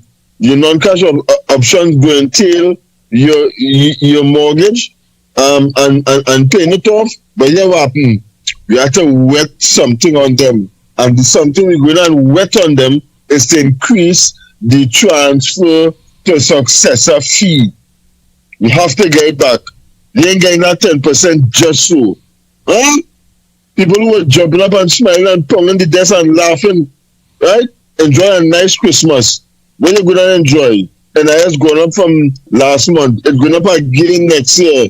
You know what happening? After 30 years diligently for paying off your mortgage and so on, making equity for your family, generational wealth, they still have to pay. People who get in the colony lands don't have to go through that. They would not go through that. You are correct. But we kicking. All of we is one family. Dr. Rowley was looking the person we. In 9 years, this person we are getting here coming forward. That can compare to what they went through when in COVID, all they enjoyed, all their salaries, nobody was sent home. People got support with food cards and support with groceries and hampers and vegetable boxes and group.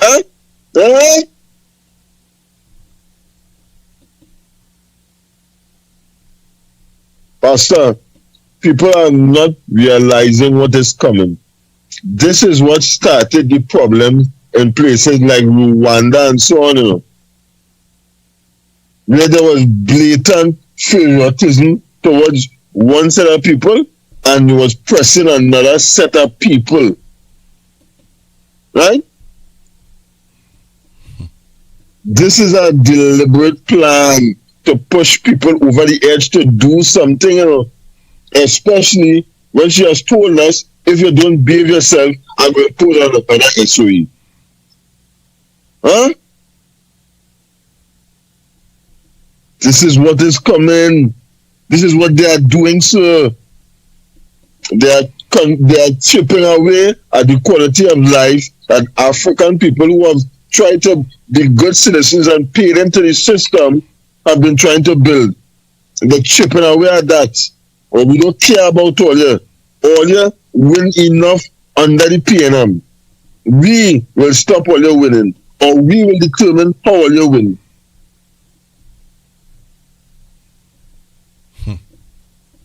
There's the plan. Wake up people and see what's going on. Agitate. Band together. This is diabolical to the highest order possible. This is racism. The highest order. Racism to the highest order. It is racism, apartheid style. This is what the clerk and them were doing. PW Bota. I hope the board member, I hope the African black people fight, black liberator will stand up for this, stand up against this. Let's hear what Mr. Black Agenda will say about this. Let me hear what you say. Who is the chairman of that list? Who are the worst things to say about black government and PNM and Dr. Rowley? Right? What Professor Falsteed, who wanted to get the old workers' bank headquarters. What do you say about this? Mikey K and them, all of them. Winning indeed. Winning indeed. I bleed for my country and my countrymen who thought that this was the better option. I bleed for them, but they did this to themselves. I bleed for my children who may have to go into the system and believe that if they do the right thing, they will get ahead. No, they wouldn't get ahead. They will get the neck knelt on like George Floyd in 2020. There's what going on.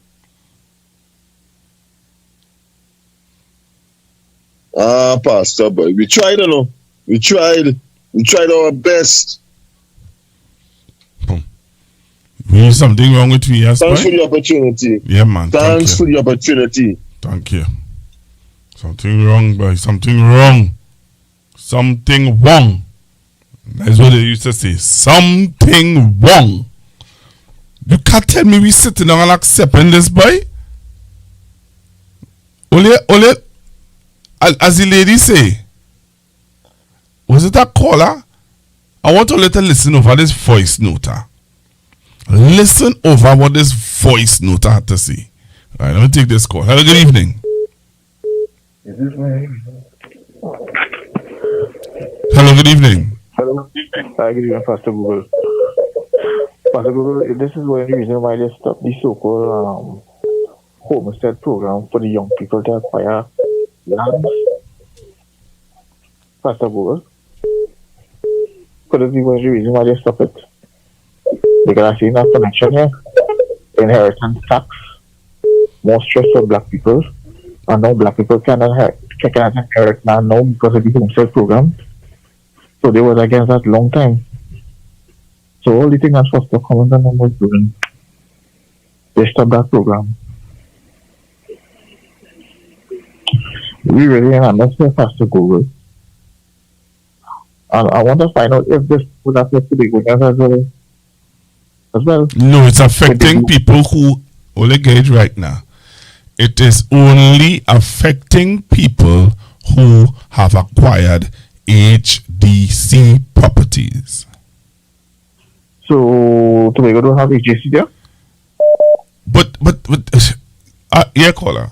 Yeah. Anyway, like I said again, we really in a mess. And it still have the same Africans who still support this government. They don't care what. As a girl, I see last night I show a clip with the Greek Malcolm X about if you believe and the more you believe in your life, truth. Is it possible you can play that clip again, please? Okay, sir. And with respect with the coming the so-called Culture Fiesta, I think I'm going to boycott that event because that's a waste of time in my opinion. All right. No Queen Victoria in the competition, nah man. And no Coco either, even though she's not participating. Coco didn't sing a song this year.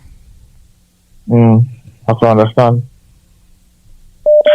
But that's what I pass over, but not me. I pass on over with that fiesta, that's a joke. All right. Yeah. Thank you very much. Hello, good evening. Hello. Come on, what's happening here? Hello, good evening. Hello, good evening. Good evening, Pastor Google. Hi, good evening, ma'am. I am the lady who said that all HDC owners should come together and take this government to court. This is blatant racism. Enough is enough, Pastor Google. They're going too far now. As the guy said just now, they're putting their foot on black people's neck in this country. Yeah. Wow. Thank you very much, caller. Thank you very much. I sorry, but this is going too far, boy. This is going too far. This is going too far. I will take all your calls. 464-7003. 464-7003. 464-7003. Some people, this apparently this doesn't bother everybody. This bothers some, but it's I don't know what is going on with us. Hello, good evening. Good evening, Pastor Google. Hi, good evening. Good evening. You have to load down the television. Good evening, Pastor Google. Hi, good evening. So you have to load on the television, or you're going to hear me, or you're going to hear yourself repeating. Well, the television is very low. You have to take it completely off because you'll still hear me. Well, it's not on. All right. So you hearing me? Are you hearing me? Loud and clear. All right. I just want to say that I think Kamala Prasad wants to bring black people in this country back to the days when you used to have to rent from the Indians. The Indians upstairs and you, the black person, renting downstairs, and they could put you out or borehole when they want you to move out and that kind of thing. The PNM government has taken black people out of that situation by the fact of building many HDC houses where black people can own homes and live comfortable. Kamala Prasad Bissessa is bent on dividing this nation in two. She's trying to put the Indians against the Negroes. That is not something we are accustomed to.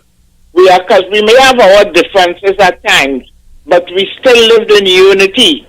But she's trying to break that kind of bond that the Indians and the Negroes have, and she is taking advantage of the situation because she has a few Negroes that was bought that's supporting her. What we have to think about is the people who live in HDC houses. I know when the carnival season is right, people will want to enjoy themselves. But after that, get together and start to hit the street. That might be too late. No, it ain't going to be too late, that's just 2 weeks from now. Because you don't want to do it and then for them to come and ban the carnival completely and they go on to use that as a thing. You know the kind of people we're dealing with. Right? So slow but sure. And also they plan and how to oppose these people.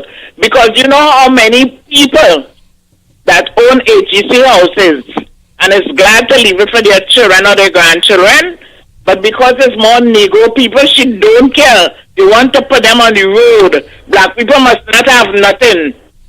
You understand? And when they get back the house, they go sell it for their own people. So we have to get together as a people. We have to join hands. We have to support the government that they just out. We have to go back to them for them to bring us back on our feet and for us to learn sense. Let us join together to get rid of this government. This government must not spend 5 years there. I'm asking Trinidad and Tobago to get together and get rid of this government because it is our children and our children that will suffer under these people. Every Indian is not bad, but Kamala is a deadly one. Good night, Pastor Google. Just remember, we have to do it legally. Legally. I am not encouraging anything that is illegal. We have to, and they are legally there for 5 years. They are legally there for 5 years. People voted for them to be there for 5 years. You went and they stained their finger for this government to be there for 5 years. Imagine that.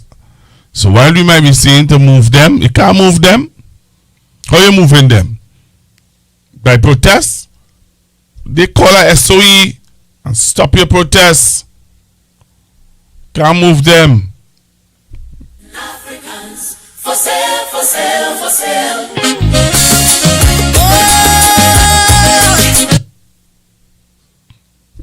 Hello, good evening. Again, Pastor, yes, 5 years, no Pastor. 4 years, 4 years, 4 months. Okay.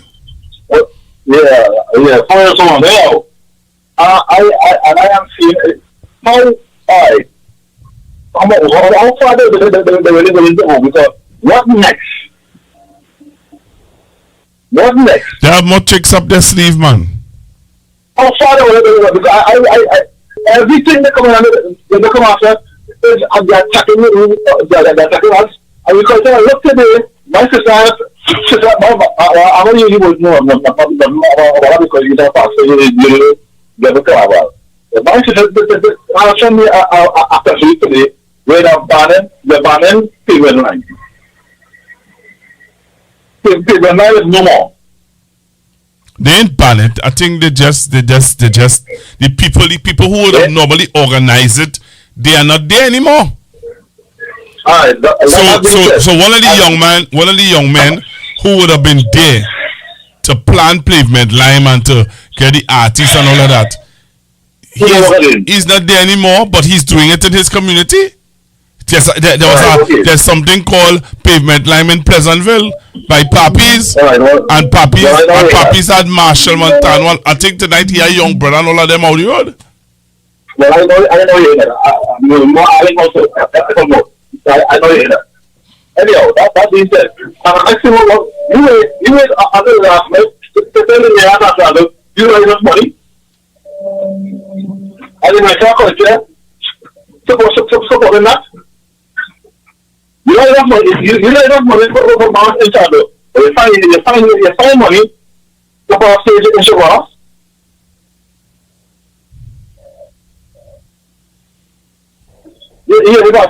I am not allowing you to speak. You don't have no money. You went to the last minute to tell me I think only missing the point, you know, with that San Fernando thing. Only missing the point. The point with that San Fernando thing. The point with that San Fernando thing is that they are after the San Fernando Corporation. I know that. That's what I want. I know that. And when people just want to sit back and be quiet and say nothing, this is a whole diabolical plan to get the San Fernando City Corporation. Oh? So all the people who live in Springvale Paradise, you all have to wake up. All of you living in Bacadé, you all have to wake up.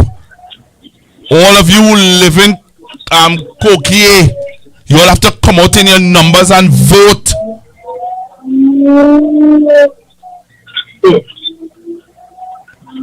Those are the areas that they are targeting. Springvale Paradise and Coquier Taruba. Those are the 2 seats. Once they get those 2 seats, they believe that they could topple over the San Fernando City Corporation and they will run the city because they believe that they already won San Fernando West. Once they have San Fernando West, then they believe they have the city.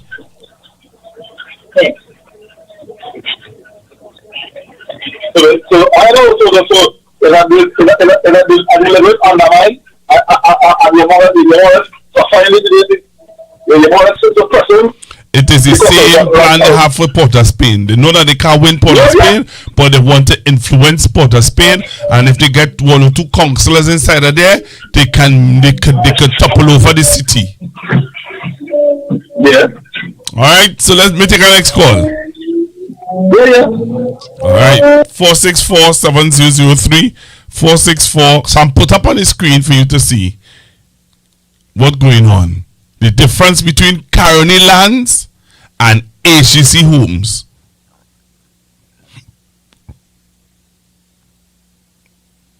Right? Caroni lands and HDC homes. Are you watching it? Watch it now, man. Watch it. Somebody pinch me. Hey. Hello, good evening. Good evening. How are you doing? I am okay, to sir. you and everyone that listening. Pastor Guru, you know this is sad.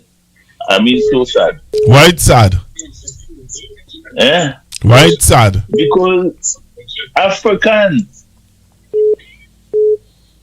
I know is the most, to me, is the most humble people on earth. The most humble race on earth. And as far as I could see, all everywhere on this earth, people doing the same thing, all different race. Right now, and what happens is I hear people talking about Africa and all of that, and if I'm sure, some of those people should open their mouth to mention that my name, right? Because like, everybody watching, and we must know the Africans and them who does betray. Everyone could see it. To talk racialism. Because Africa is not racial, is white people are going and do them all kind of thing. Because they're not a racial people. You understand? It takes a lot for Africa to move or fight back, you know. It takes plenty. You don't know how much it takes the people have to do to Africa before they respond. Yeah. You can see that.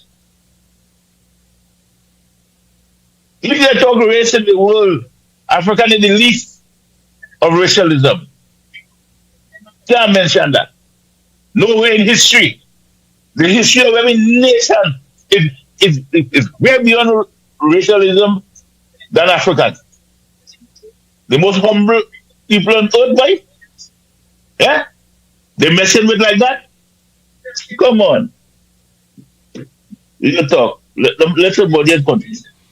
All right, thank you very much.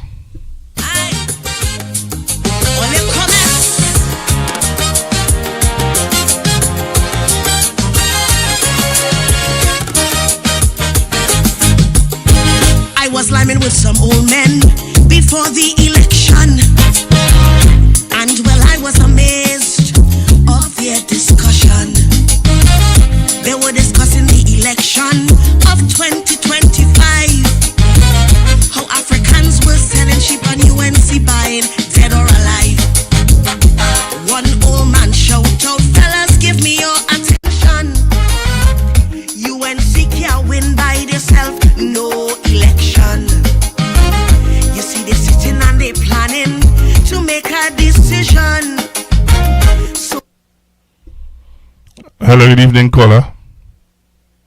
Good evening, ma'am. But besides the inheritance tax, it has something else, you know. You see, even people living in the house right now, right, who have paid 500,000, the mortgage gone up to by 250,000 to 750,000. What? Yeah. No, they can't do that. No, they can't do that. If you sign an agreement with them to pay 500,000, they can't just come and raise that on you just like that. Yeah. Check it out. Check out that one too. See if you get the information on that one. No, but how you that means you have to go back to your financial institution for them to do over your mortgage. Yeah, check it out. That one too. People get letter. Nah, I need to see that. You didn't see that one? Nah, I need to see that one. I didn't see that one. Yeah, and that will respond within 6 days. What? Check it out. You can get that information. Don't do that. 6 days, you say, though. I just telling mother people by the time people want to protest, it'll be a waste of time. You telling me now it's 6 days, you know. They give them 6 days to sign a letter, and you have to return it to the HDC. To say if you agree or you don't agree. So I don't know what will happen if you don't agree, but that is it. Plenty people get a letter. I need to see that. No, being honest with you, I need to see that. Yeah, so if you get that one to find out something, find out. If you get that one. All right, I will do that. Thanks for calling, though.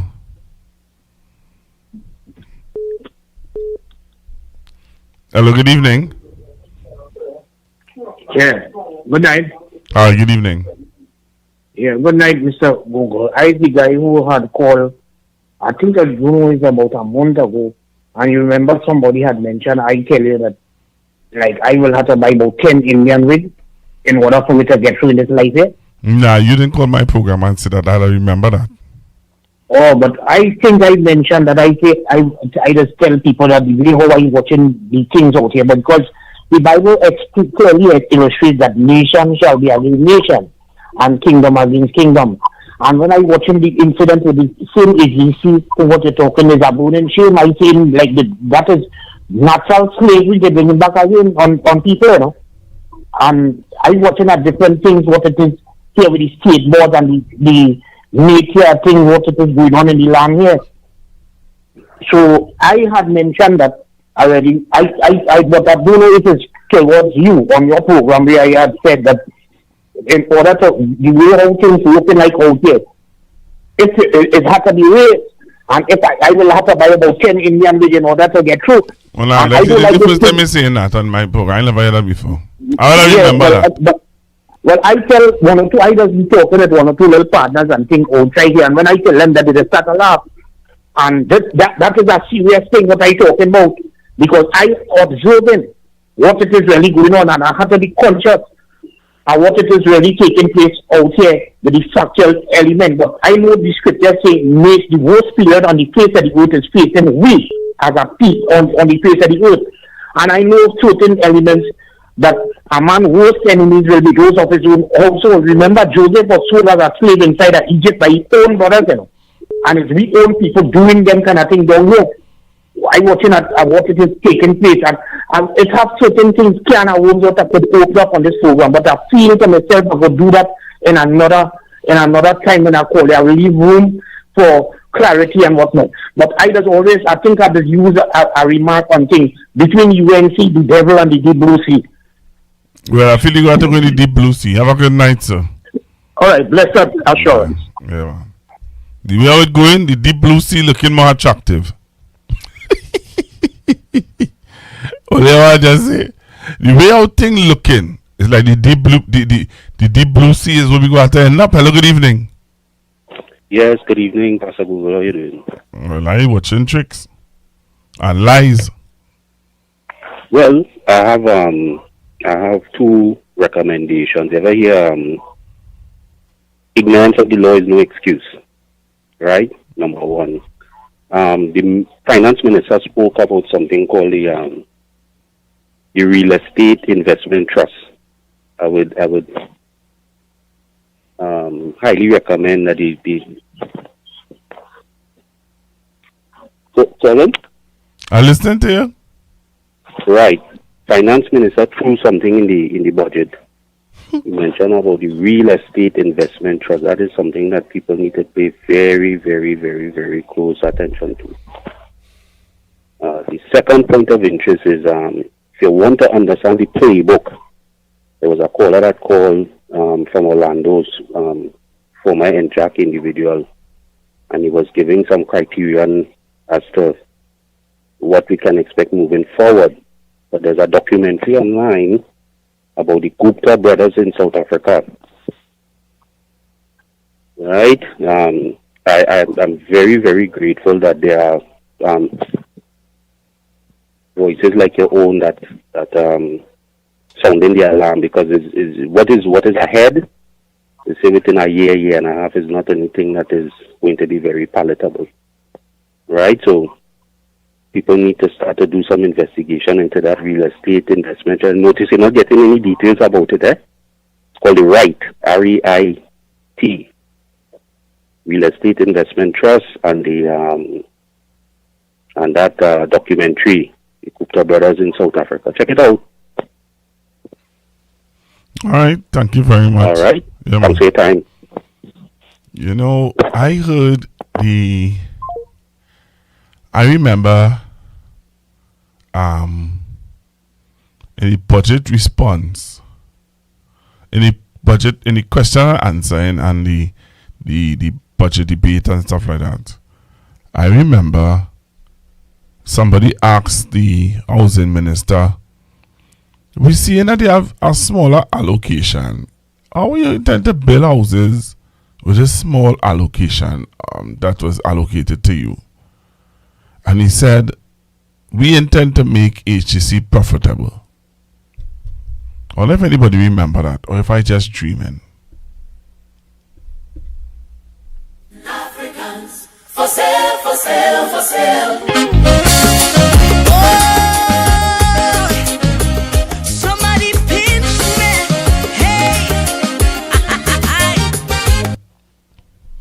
Hello, good evening. Hello, Pastor Go on again. Now, this UNC government that be practicing reverse psychology with racism. You understand? Them that say we racial, but them that actually practice racism and they practicing it. You understand? We don't practice racism and nobody has a race. It's when you go too far with me, when we back against you all, then we might come out and think, but we don't practice that. It's not in our DNA, in our nature to be racial. You understand what I'm telling you? But they're practicing it blatant in African people's face, showing where they stand, the racist, by the practice, and they're doing it bold and blatant in your face. But we stay quiet and we say nothing. You understand what I'm telling you? All right.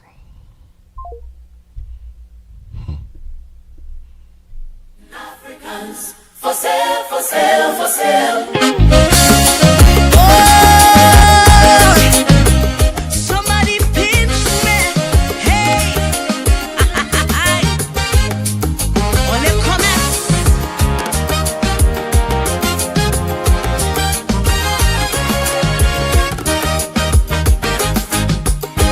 I was liming with some old men before the election. And well, I was amazed of their discussion. They were discussing the election of 2025. How Africans were selling sheep on UNC, buying dead or alive. One old man shouted out, fellas, give me your attention. UNC can't win by themselves, no election. You see, they sitting and they planning to make a decision. So she called out Shilaga, the old FIFA wanted man. She said, call the trade union, let we start negotiations. And we could call out a big sale and we go buy out some Africans. Africans for sale, we buying the buyings. Africans for sale, for sale, for sale, we buying Africans. She don't have all she lal chance, and she be on her rhymes. Now all she need is some slave names, man, some big strong Africans. Africans for sale. You know, Mr. Manning and they are asking that people who are attending the Calypso semi-finals on Saturday, they're asking them to wear a red jersey in protest. That's what they're asking. They're asking that people who are coming out to the Calypso semi-finals, they're saying to them, put on something red in protest against these proposals by the United National Congress. Asagugu, good night to you and all the listeners. This inheritance tax cannot stand. We all have to come out and lend our voices, because it's not just about African, it's about you pay for your house, and after you pay for it, you have to pay for it a second time. You don't leave that for your child, and your child has to come and pay for something that already paid. Where in the world it is charged you for the same thing twice? That is wrong, and the Constitution cannot allow that. If you do a crime twice, it's called double jeopardy. So how come they could charge me for a property twice? That can't be right. We have to come out and protest. We have to let them know we ain't taking it no more. We're tired. We have to unite and come out and let them know we're not taking these things. Thank you very much. Thank you very, very much. Voice nota. You could also send your voice notes on the same number. It's a WhatsApp line too. So you can send your voice notes at 464-7003. 464-7003. So taking some last calls, some final calls. We're coming on to the end of the program. So if you know you want to come in and say something, you have about 10 minutes left to do so. All right. So again, if you're listening to me, the MP for San Fernando East, Mr. Brian Manning, is saying that if you are against what is happening in this country and you want to show that you are against what is happening in this country, put on a red jersey and meet him in Skinner's Park on Saturday. You hear what I'm saying to all you? You know, we just talk. And we just say we just talk too much. We need action. Huh? I wonder if you're hearing me. I don't know if you're hearing me. But I hope you're hearing me loud and clear. Right?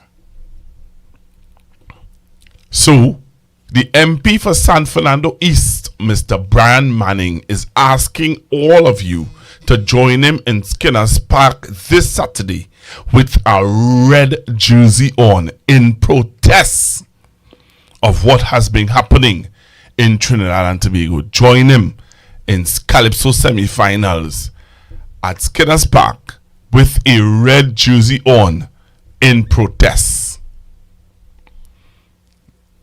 Hello, caller. Okay. Caller, call me back.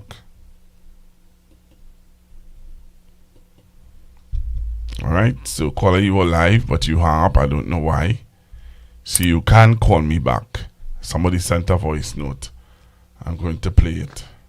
What we have to do is come together, do like the last protesting group did, and stand up. Don't move about, and let the Prime Minister know that we are fed up. We want a vote of no confidence, and then the President supposed to hear us, should hear us, and. All right. Hello. Good evening.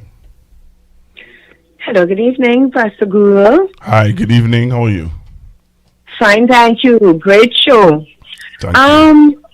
I was just wondering, as someone who has an HDC house for over 40-something years now, you know, what they are implementing, if it's going to affect everybody, it is really, really disturbing because I can't see that happening. They're giving away freelance to Caroni workers, ex-Caroni workers, and they could do what they want.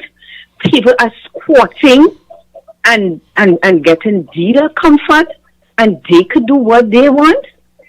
And you are telling me people who have paid a mortgage to HDC, they want to bring rules and regulations now?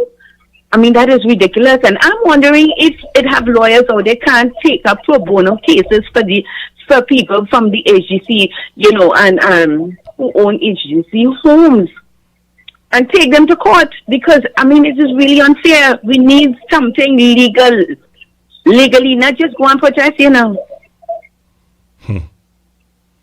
It's unfair. I think it's unfair. And we had to think about that seriously. That is my thought.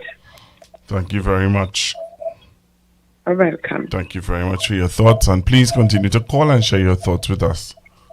Okay, thank you. Thank you. All right, so we continue to take your calls. 464, you have 5 more minutes left to call in. 464-7003. 464-7003. Let's take this call. Hello, good evening, caller. Hello, good evening, caller. Hey, good night, Pastor. Good evening, sir. Pastor, I join in the conversation now. And I just put in more little evidence to where our African people need to be awakened. And I want to ask, I'm not calling his name, but the hell of Nallis, right? The so-called articulate African activists. What are your thoughts, right, about UE 7 hours ago that just awarded 3 recipients, right, of the actuarial science scholarships in United Kingdom, right, for the 2005 Fullerton Long Afro-Caribbean scholarships? Pastor, go and watch the recipients. So you don't have to tell me I don't see it already. You don't have to tell me that. I was just focused on what I focused on here today with this HDC matter. Understand. But you have to tell me I see it. So it just added to what this whole administration, as you say, downright racism, right? So I listening to the program and I'm trying to, as a young person, analyzing how these people thinking. So when you buy out, right, the leader, the activist who is on Nallis, right, you buy out, right, the other activists. I don't want to call their names on your show because I don't want to incriminate your show here. When you buy out these activists, these African activists, you think they have any power to say anything about this? When you get these 3 recipients this award, right, what you do, you open a gateway for those who really what you do, you subject those who need the award. You deprive them, in other words, right? So you deprive African people now. You're deprived.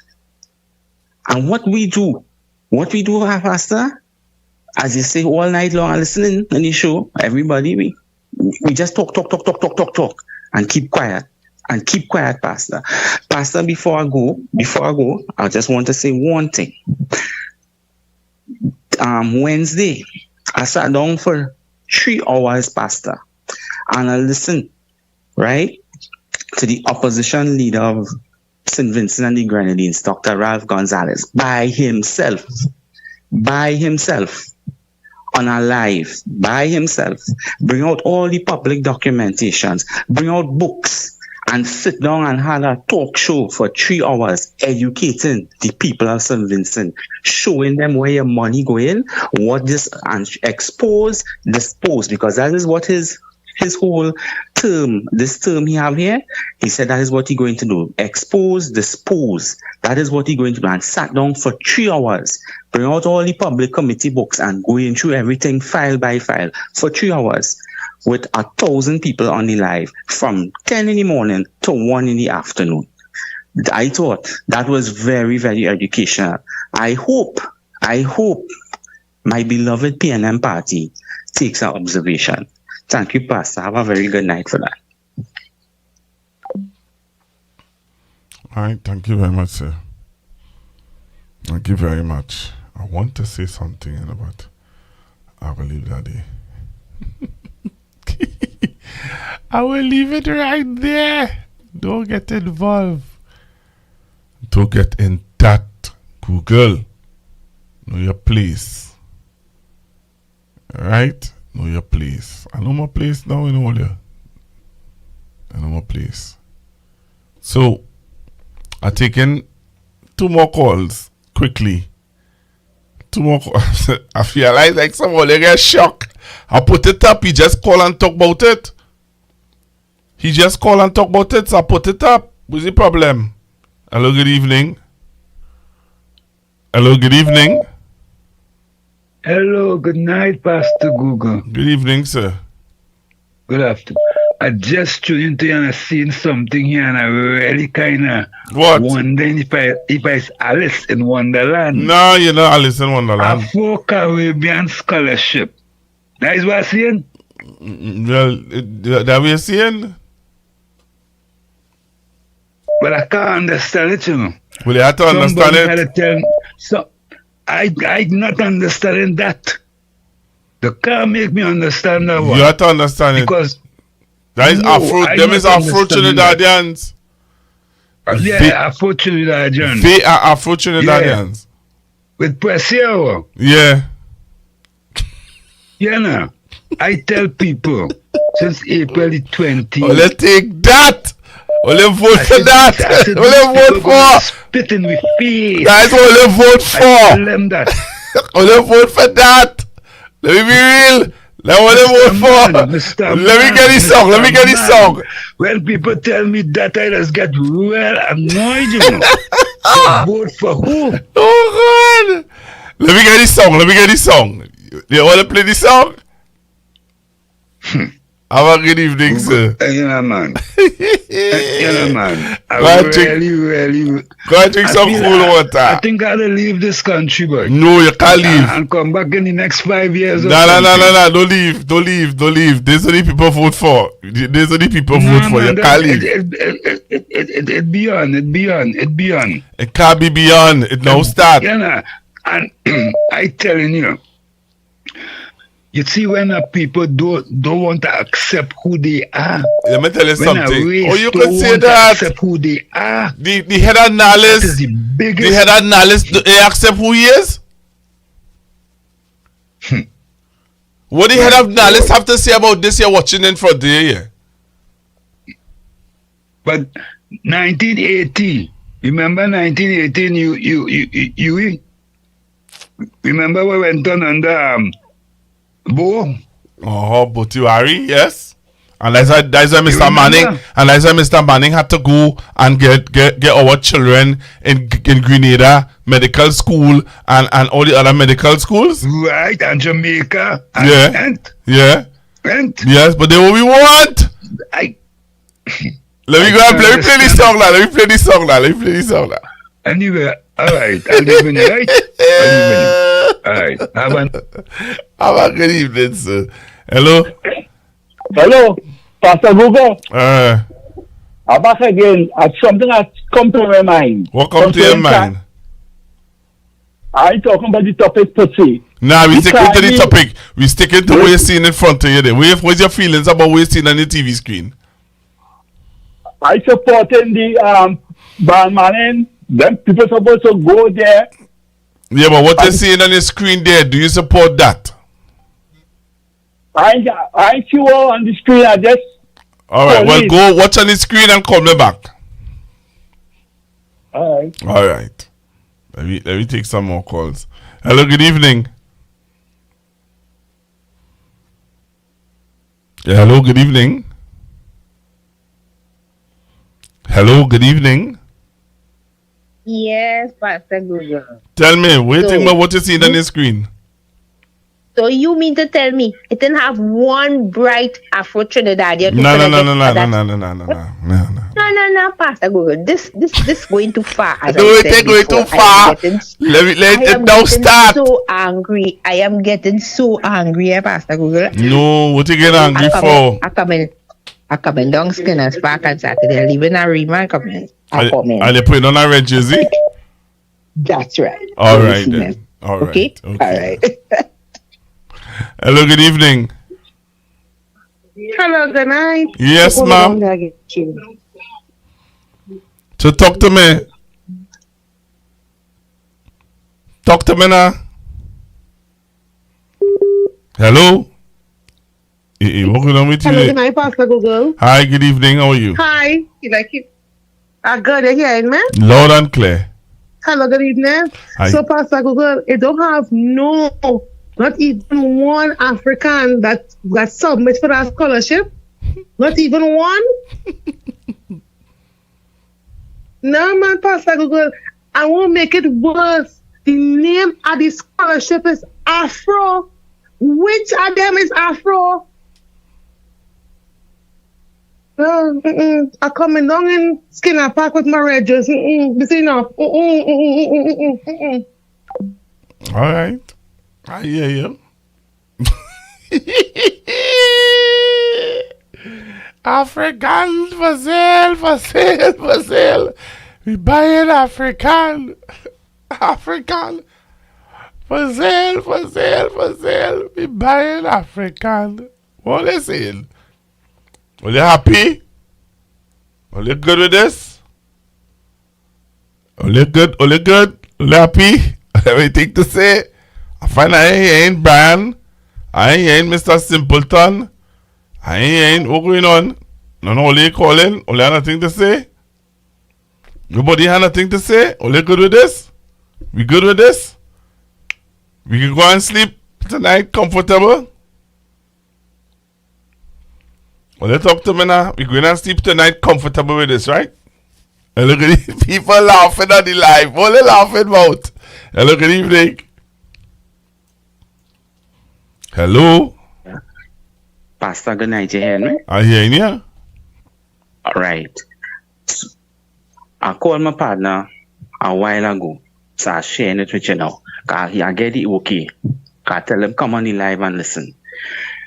He have a HDC house. He acquired it in 2022. He just acquired it, right? Age 35 years old. 35 years old, right? So happen daughter going UAE, and there's African people. So my thing is, right? He now have to study, as you're talking in your program all now, the inheritance tax. Number two, his daughter in UAE, right? And she's doing what you call statistical maths. No, that is not the correct name. I forget the name, but it's statistical mathematics. That is what she's doing. Because we asked, this is why we took a while, we asked if she could be qualified for such a scholarship. And the possibility is yes. But as I said before, when I call on the topic, when you allow these three people to go in there, right, it opens a gateway. It opens a gateway. It opens a gateway of the type of race of people who go in there for that entitlement, for that scholarship. So the people that were supposed to be getting the scholarship would not necessarily now get the scholarship or guaranteed to get the scholarship. So your conversation being where African people could be deprived in this country, this is one of the ways this tribalistic party that is in power, it is doing its job. That is what they're doing. They are depriving. They are letting everything out on African people not to have any claim to this country. That is the contribution I have to share. Pastor, have a very good weekend and be safe out there. God bless.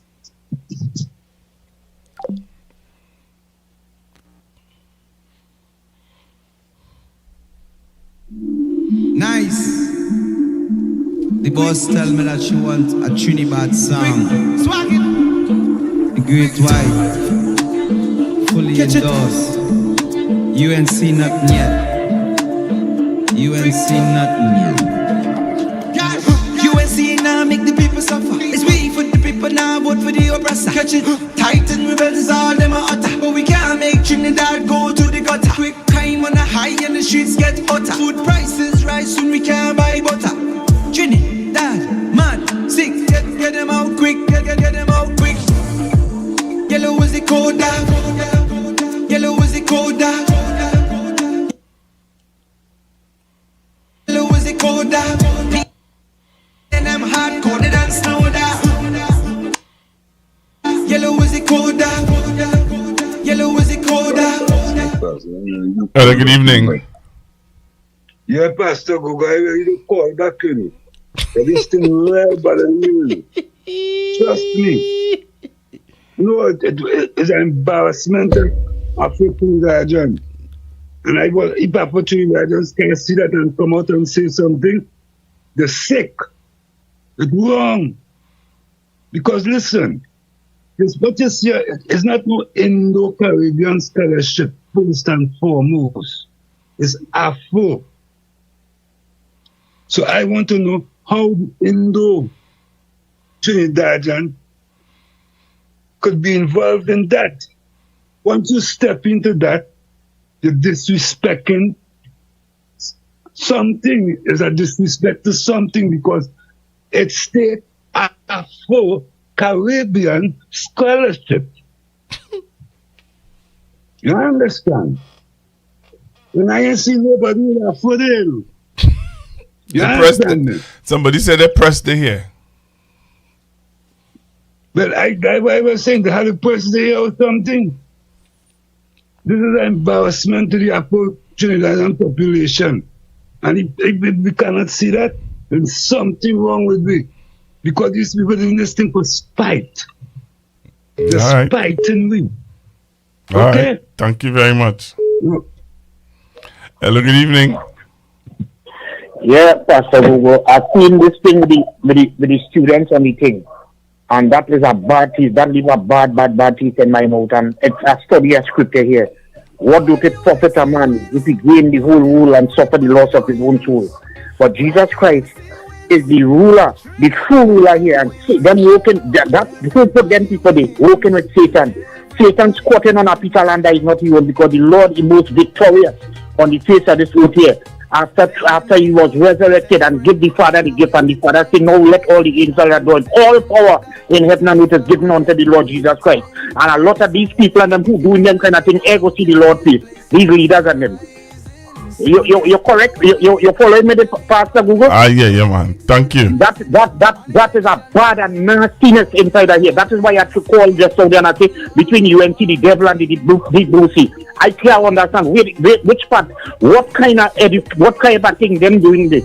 What they doing that? Why they doing them kind of thing for? That leave a bad, real bad taste. That's not nice at all. All right. All right. Blessed night, right? Okay. When UNC wins, Trinidad wins. Everybody wins. Everybody wins. Vote for peace. Vote for love. Vote for hope. Vote for change. When UNC wins, everybody wins. When UNC wins, Trinidad wins. Everybody wins. Everybody wins.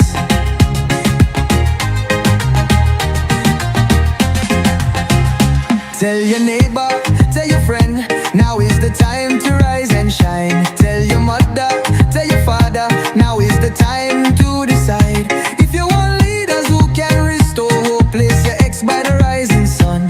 If you want leaders who lead with love, place your ex by the rising sun. On election day, vote UNC. One love, one team, one hope, one dream. On election day, vote UNC. One love, one team, one hope, one dream. When UNC wins, everybody wins. When UNC wins, Trinidad wins. Everybody wins. Everybody wins. Vote for peace. Vote for love. Vote for hope. Vote for change. When UNC wins, everybody wins. When UNC wins, Trinidad wins. Everybody wins. Everybody wins.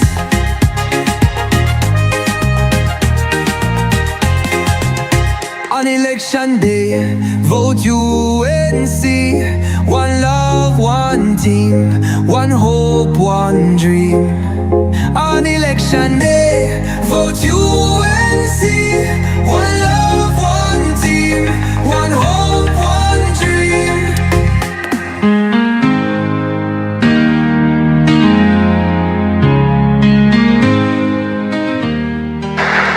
If you're UNC, if you're TPP, PNM, PEP, or any other affiliation, I see you. You'll be treated equally and fairly.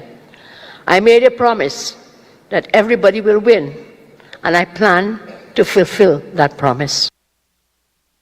The Dragon project has been ongoing since under Kamala Persad-Bissessar. Mrs. Persad-Bissessar spent enormous time, energy, and effort working for Trinidad and Tobago to retrieve the Dragon gas project. From day one, I can tell you, from the day Mrs. Persad was sworn in and her cabinet was sworn in, she was all about that. And she worked very hard, and Trinidad and Tobago retrieved that project because of her. The Dragon gas is there. We'd be foolish not to do it.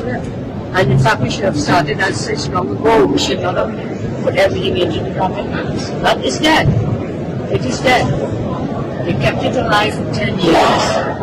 And we could do that in 10 years. Let's look.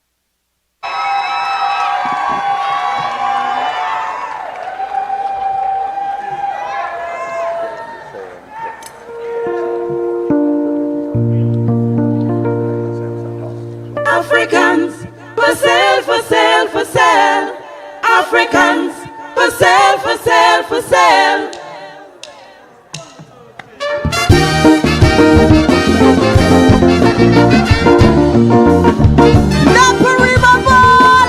On you come, yes.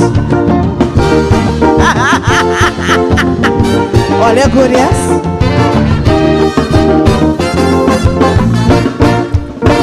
I was lying with some old men before the election, and well, I was amazed of their discussion. They were discussing the election of 2025, how Africans were selling cheap and UNC buying dead or alive. One old man shout out, fellas, give me your attention.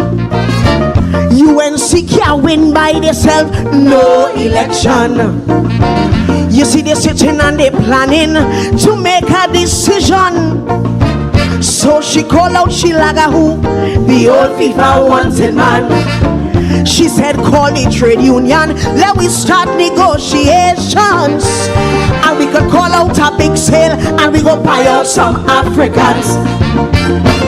Africans for sale, for sale, for sale. We buying Africans. Sing the thing. Africans for sale, for sale, for sale. We buying Africans. She don't have all she chance and she the honor rhymes. No, what she need is some slave names, man, some big strong Africans. Africans for sale, for sale, for sale. We going good or bad. Africans for sale, for sale, for sale. Tobago and Trinidad. Oh, somebody pinch me. Hey, UNC sitting and they're waiting patiently. With about 16 safe seats, they don't win that already. The woman said, I have my people and they are born UNCs. Now all I need is some Africans who got their names out of slavery. She said that she hear they're really selling cheap, and she could buy them very cheap, 500 and a jersey. A lot of people will cry when she's finished with CPEP, because she is not holding back them P&M have nothing to get. She said this party be for country, oh you never forget. She will care for her people and she have no blasting regrets. Africans for sale, for sale, for sale. We buying Africans. She buying Africans for sale, for sale. Listen, we buying Africans. She said we like crab in a barrel. We pulling each other down. But I want their votes, so I jam them the winning song. And so they know it. Africans when UNC wins, everybody wins. Africans for sale, for sale, for sale. Tobago and Trinidad.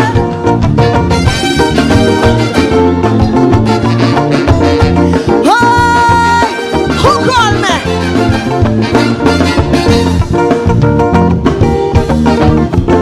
I want this verse, no right?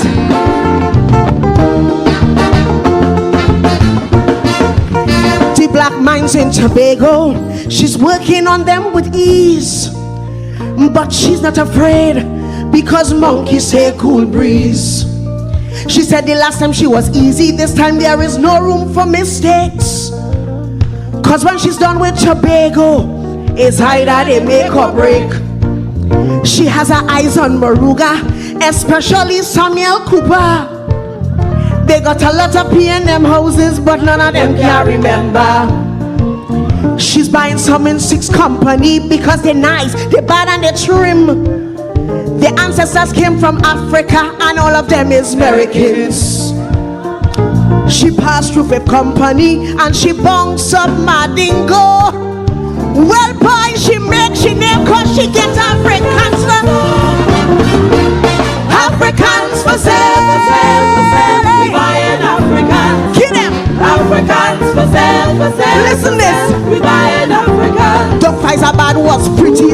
treasure with a wreath in the cemetery. He said, I'm waiting for refinery. Boy, that man had to be crazy. What? Africans for sale, for sale, for sale. We buying good or bad. Africans for sale, for sale, for sale. Tobago and Trinidad. I never meet too commercial man so.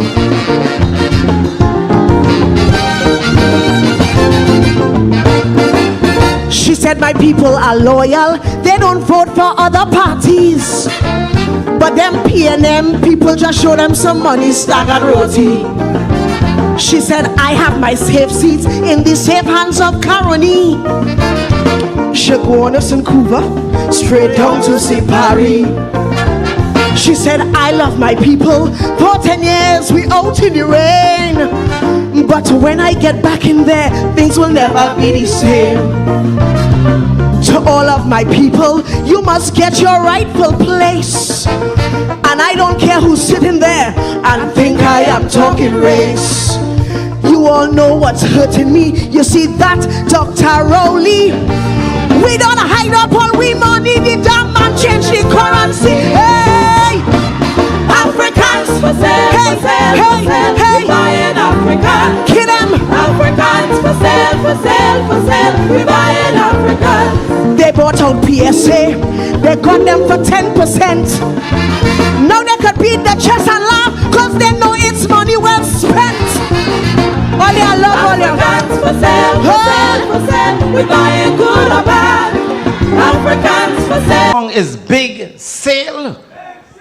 The name of the singer, Queen Victoria.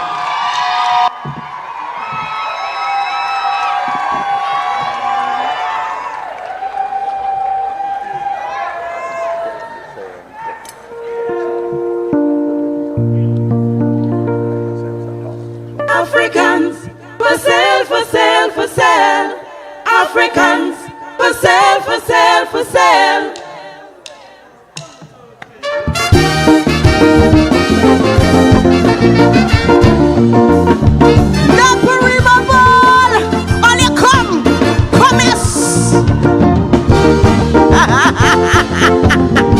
All you good, yes?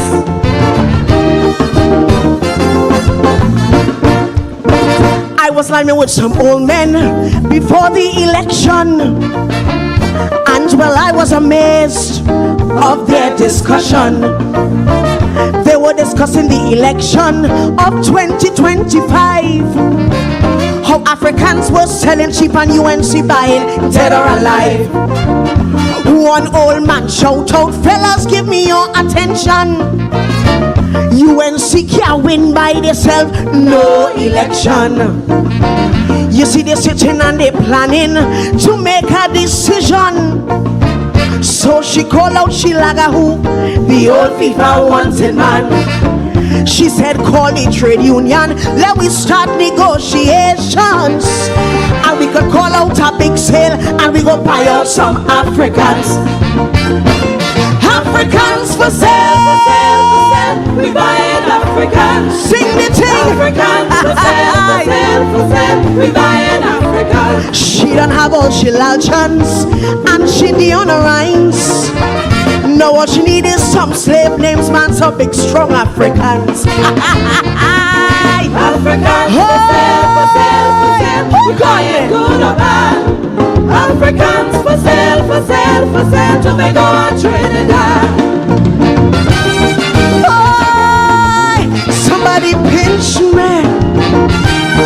Hey! UNC sitting and they're waiting patiently. With about 16 safe seats, they don't win that already. The woman said, I have my people and they are born UNCs. Now all I need is some Africans who got their names out of slavery. She said that she hear they're really selling cheap, and she could buy them very cheap, 500 and a jersey. A lot of people will cry when she's finished with CPEP, because she is not holding back them PNM have nothing to get. She said it's party before country, all you never forget. She will care for her people, and she ain't have no blasting regrets. Africans for sale, for sale, for sale. We buying Africans. She buying Africans for sale, for sale. Listen, we buying Africans. She said, we like crab in a barrel. We pulling each other down. But I want their votes, so I jam them the winning song. And all they know it. Africans when you wins, everybody wins. Africans for sale, for sale, for sale. Tobago and Trinidad.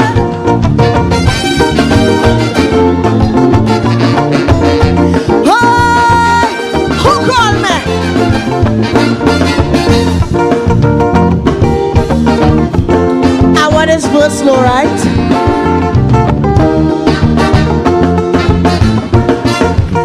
The black mines in Tobago, she's working on them with ease, but she's not afraid because monkeys say cool breeze.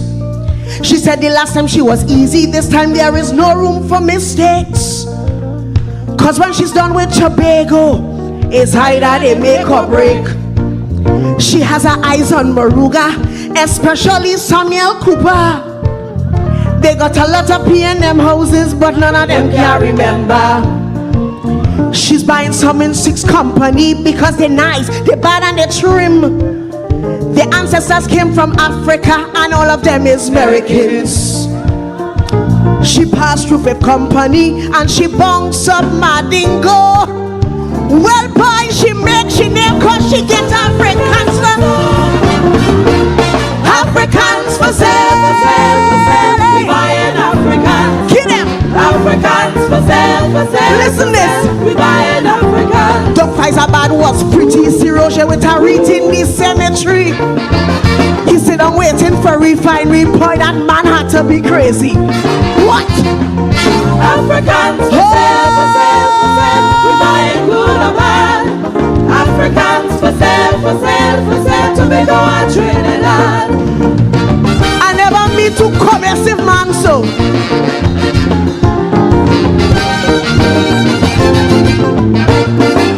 She said my people are loyal. They don't vote for other parties.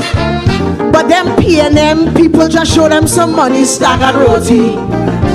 She said I have my safe seats in the safe hands of Caroni. She go on to St. Couva, straight down to see Paris. She said I love my people. For 10 years we out in the rain, but when I get back in there, things will never be the same. To all of my people, you must get your rightful place. And I don't care who's sitting there and think I am talking race. You all know what's hurting me. You see that, Dr. Rowley? We don't hide up all we money. The damn man change the currency. Hey! Africans for sale, for sale, for sale. We buying Africans. Kill them. Africans for sale, for sale, for sale. We buying Africans. They bought out PSA. They got them for 10%. Now they could beat the chest and laugh cause they know it's money well spent. All your love, all your Africans for sale, for sale, for sale. We buying good or bad. Africans for sale, for sale, for sale. Tobago and Trinidad.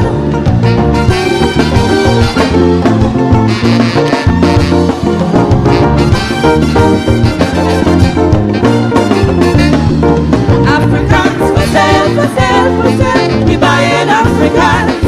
Africans for sale, for sale, for sale. We buying Africans. Africans for sale, for sale, for sale. We buying Africans. Africans for So, you know, being honest with all here, it have plenty more pictures could go to the bottom there. Plenty more pictures. And as the day go by and as the time go by, we will put up picture, man. We will put up pictures. We have pictures we could put up. You understand what I'm saying? We have pictures we could put up. But I just want to say to Trinidad and Tobago, it's time for we to wake up. It's time for us to wake up. The people, the persons who you thought was on your side, clearly they're not on your side. People you thought would have stood up for African people, where are they today? Where are those persons today? Are they standing up for African people? That's my question to you tonight. The people who you trust and believed in and put all your faith in. Right? My question to you today is, where are those persons today to stand up for you? Huh? Where are those persons today to stand up on your behalf? Are they standing up on your behalf? You seeing them anywhere? No. Them people and them, they get through. They don't care about you. They don't care about you. They don't care about you. Only wake up, eh? I hope only wake up. I really, really hope that you people wake up and see it for what it is. See it for what it is. Alright? See it for what it is now. So remember, this Saturday, the Member of Parliament for San Fernando East, Mr. Brian Manning, says to join him. Join him in Skinner's Park with a red t-shirt on. Join him in Skinner's Park with a red t-shirt on if you are unhappy with what is happening in Trinidad and Tobago. If you don't like what's happening in Trinidad and Tobago, HDC, we see what's going on in HDC. We see what's happening. We see what happened with CPEP workers. We saw what happened with forestry workers. We see what happened to the program Conservation Corps. We see what's going on. You see what's happening. So I have I have 3 more space.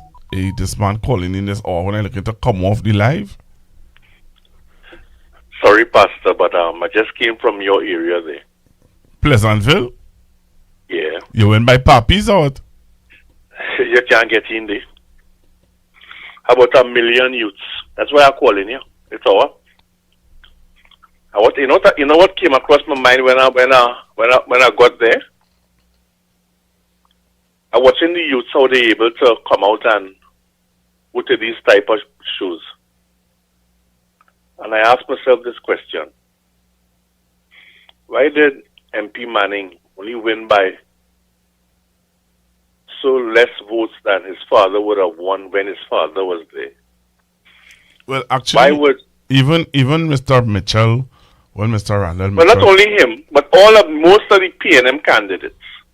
Well, you're still asking that question, sir? But I tell you what I saw, and I saw the youths able to come out tonight. And I asked myself, I wonder if these youths went and voted, boy. No, they didn't. But look, oh gosh, let me finish that, please. I'm asking these questions and I feel I know the answers already, to be honest. I say, I wonder if these youths went out and voted, boy. I wonder if these youths understanding where we are today, tonight. Or is it that I ain't give a damn whatever happen, yes, boy, I gonna enjoy myself tonight. I gonna watch Young Brother, Lady Lava and others. And to come out of the area was difficult. You couldn't even get near to the puppies. You couldn't even get near. So just swinging, it was like real youths. And I asked myself if we as African people understand what it is we really facing.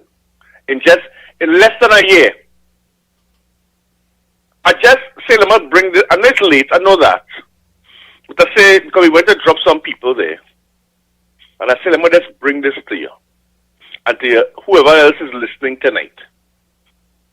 And I want all who are listening tonight to ask yourself, when you go to vote, do you carry your 18-year-olds and your 19-year-olds and your 20-year-olds? Or do you explain to them how important it is for them to vote? Do you check to see whether they are registered to vote? Or it's just that you and your husband or you and your wife go in and don't worry about them? But just to know that I keep saying, we make excuses not to. The other party make sure that when they go, It's the entire family plus the neighbors and the other people, and they fill up the maxis and the taxis and so on, and they make sure they all go and vote. That's why they were winning by 13 and 14,000 votes. But tonight, I say if all these youths had gone to vote, if they hadn't voted, Brian Manning would have won with a very clear-cut majority, instead of just scraping by. And that is one of our problems. And if all that every night you come and you speak to us, Pastor, there's always something different, something new happening, where this government is looking to fork money out of African people, one way or the other. And it's not done yet. But I told you all since last year, watch out from the 1st of January. There's a lot to come. And I'm saying tonight, in February, it's not done yet. What it is we need to understand that our future is in our hands, and it is important for us, especially in areas where they're not even supposed to come close. As far as voting is concerned, as far as winning is concerned.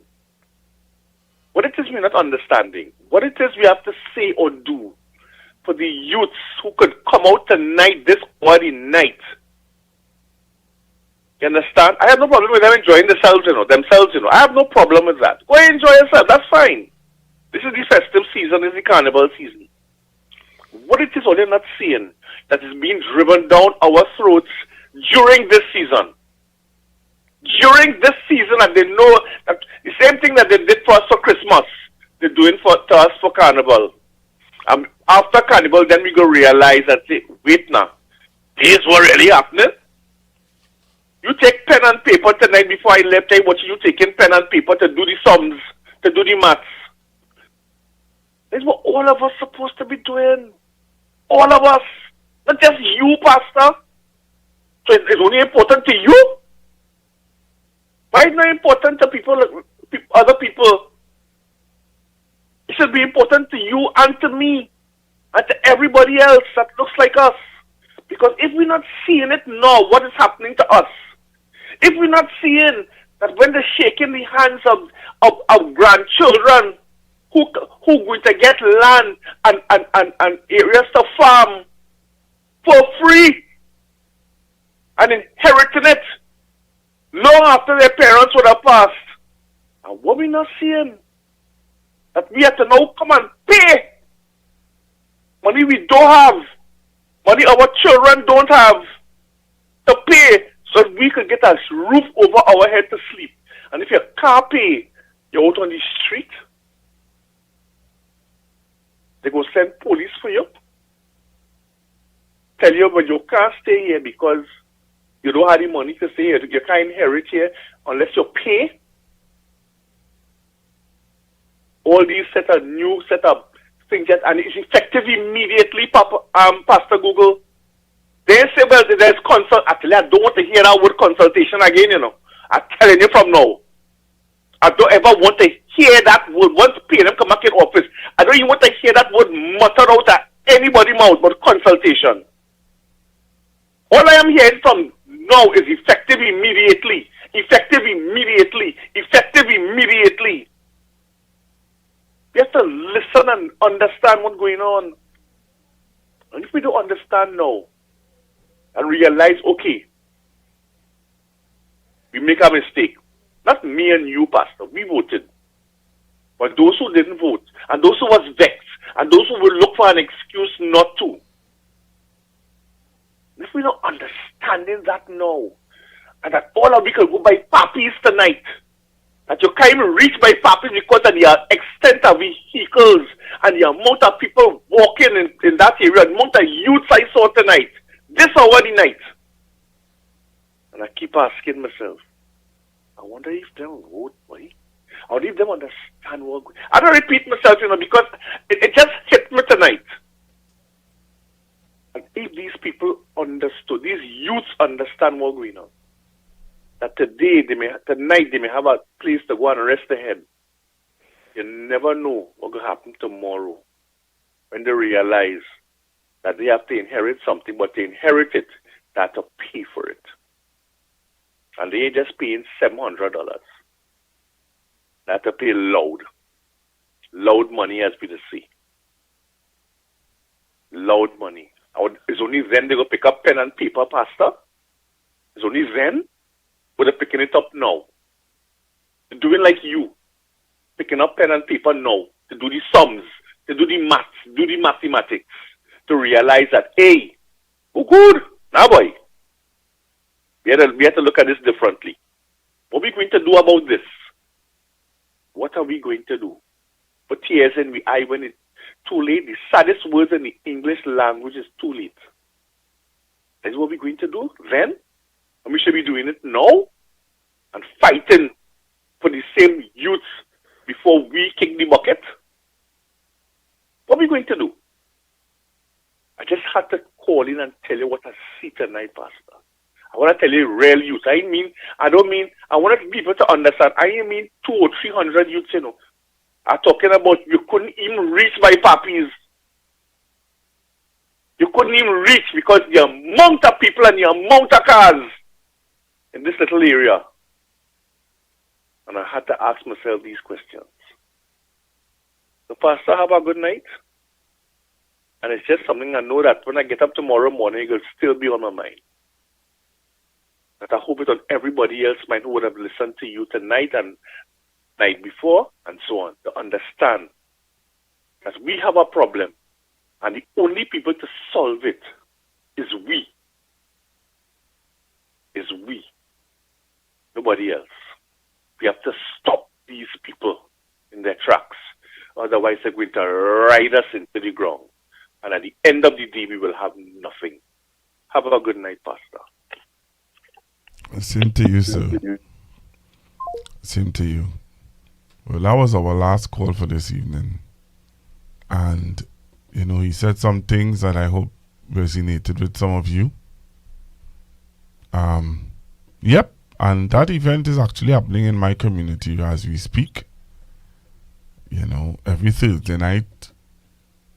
And, you know, what I would say is we have to find some attractive way to get the young people and the involved. We have to find a way because the politics is not attractive to the young people.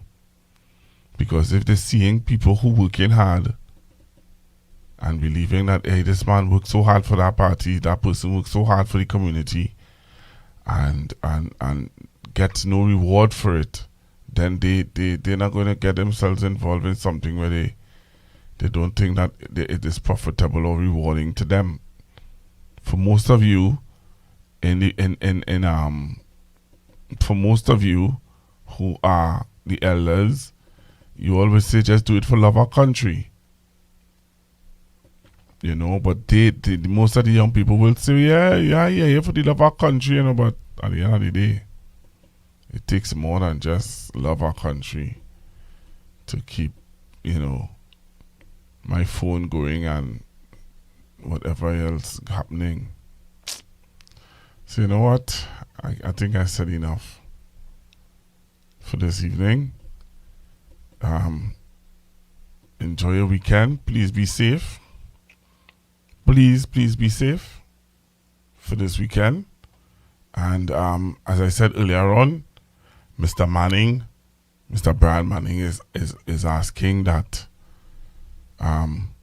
if you are coming to Skinner's Park, please, he's asking that you wear something red in protest of the style of governance that we have been seeing so far in Trinidad and Tobago.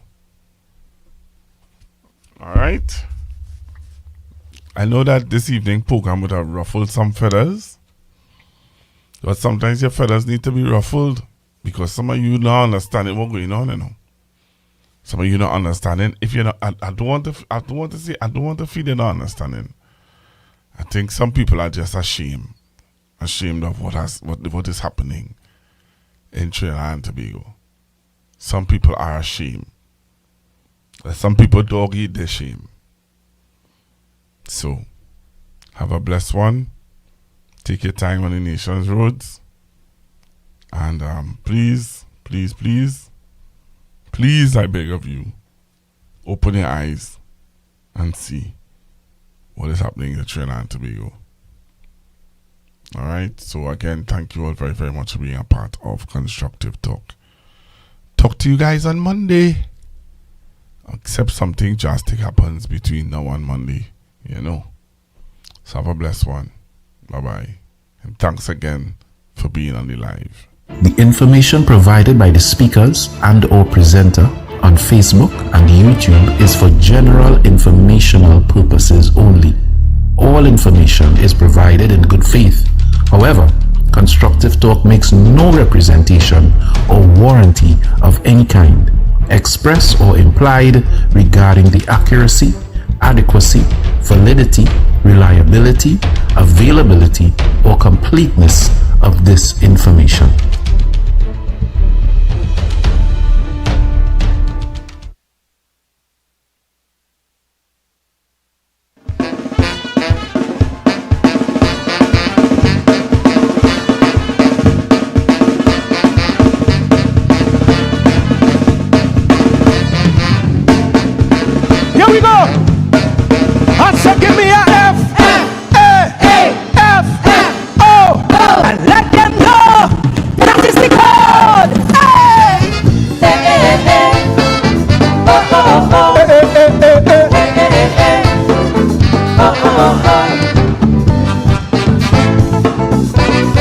Some say it is that.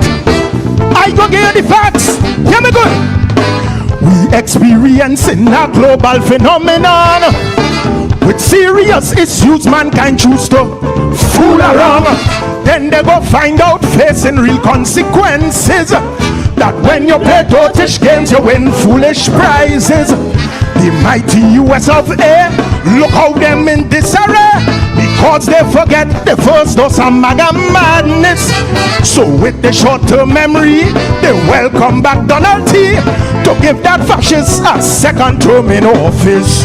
But after they take the bait and they realize what is the fate, enough of them want to change the vote, but it is too late.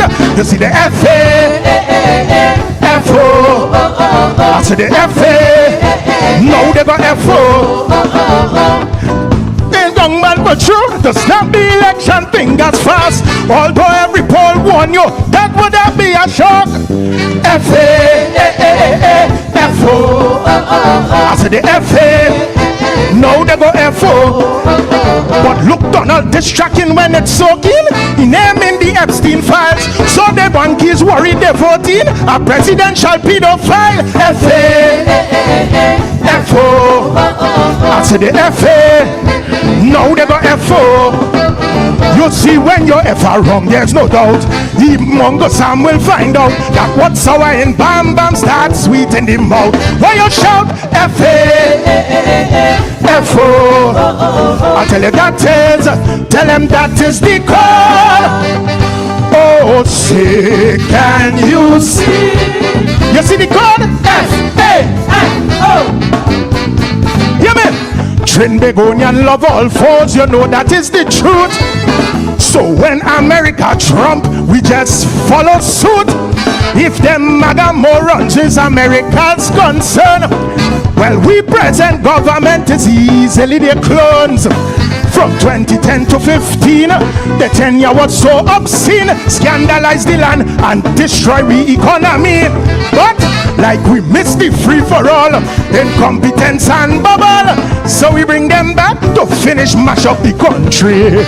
And as they assume their roles, I set a square peg in wrong holes. Now plenty people who help them win at the polls say the FA, FO. That's the FA, FO. The two worst Alexanders in the world, Tanti make minister. One is a racist troll and one need a West Indian first primer. FA, FO. I say the FA, FO. Meanwhile, Tanti set up TNT in people worship away in place. She should have let the Yankee army put the radar in she pink palace. F.A. F.O. I say she F.A. No, she go F.O. You'll see when you're F.A. wrong, there's no doubt. Persona non grata must find out that what's sour in Bam Bam starts sweet in she mouth. Sing it out. F.A. F.O. I tell you that is, tell them that is the call. Cause when cold yellow wins, corruption begins. What's the real code? F.A.F.O. Listen good. Maintaining law and order and enforcing justice. That serious mandate falls to the police service. So confidence and respect of the citizenry, it's the only way to do that job effectively, not so? But when you hear politics and policing start to mix, that's when public trust and confidence starts to erode. Especially when the top cop appears to be propping up the lies and propaganda of the government's code. How can the people trust a commissioner who lies to us, who feel he's the punisher with a thesaurus? Well, he F.A. F.O. I can't hear you. F.A. He went up the young man for true and tell we that the U.S. radar help him to find the drugs in Caroni. The man lying from so far. F.A. F.O. I say he F.A. Now he go F.O. Hear me? Thanks to CCTV we see police commit cold-blooded murder, but the punisher, that liar, he call it an exchange of gunfire. F.A. F.O. I say he F.A. Now he go F.O. You see when you're F.A. wrong, there's no doubt. Even rogue police find out what's sour in Bam Bam starts sweet in the mouth. Sing it out.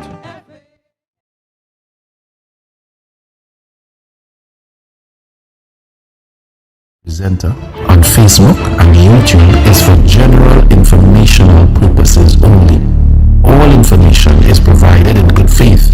However, Constructive Talk makes no representation or warranty of any kind, express or implied, regarding the accuracy, adequacy, validity, reliability, availability, or completeness of this information.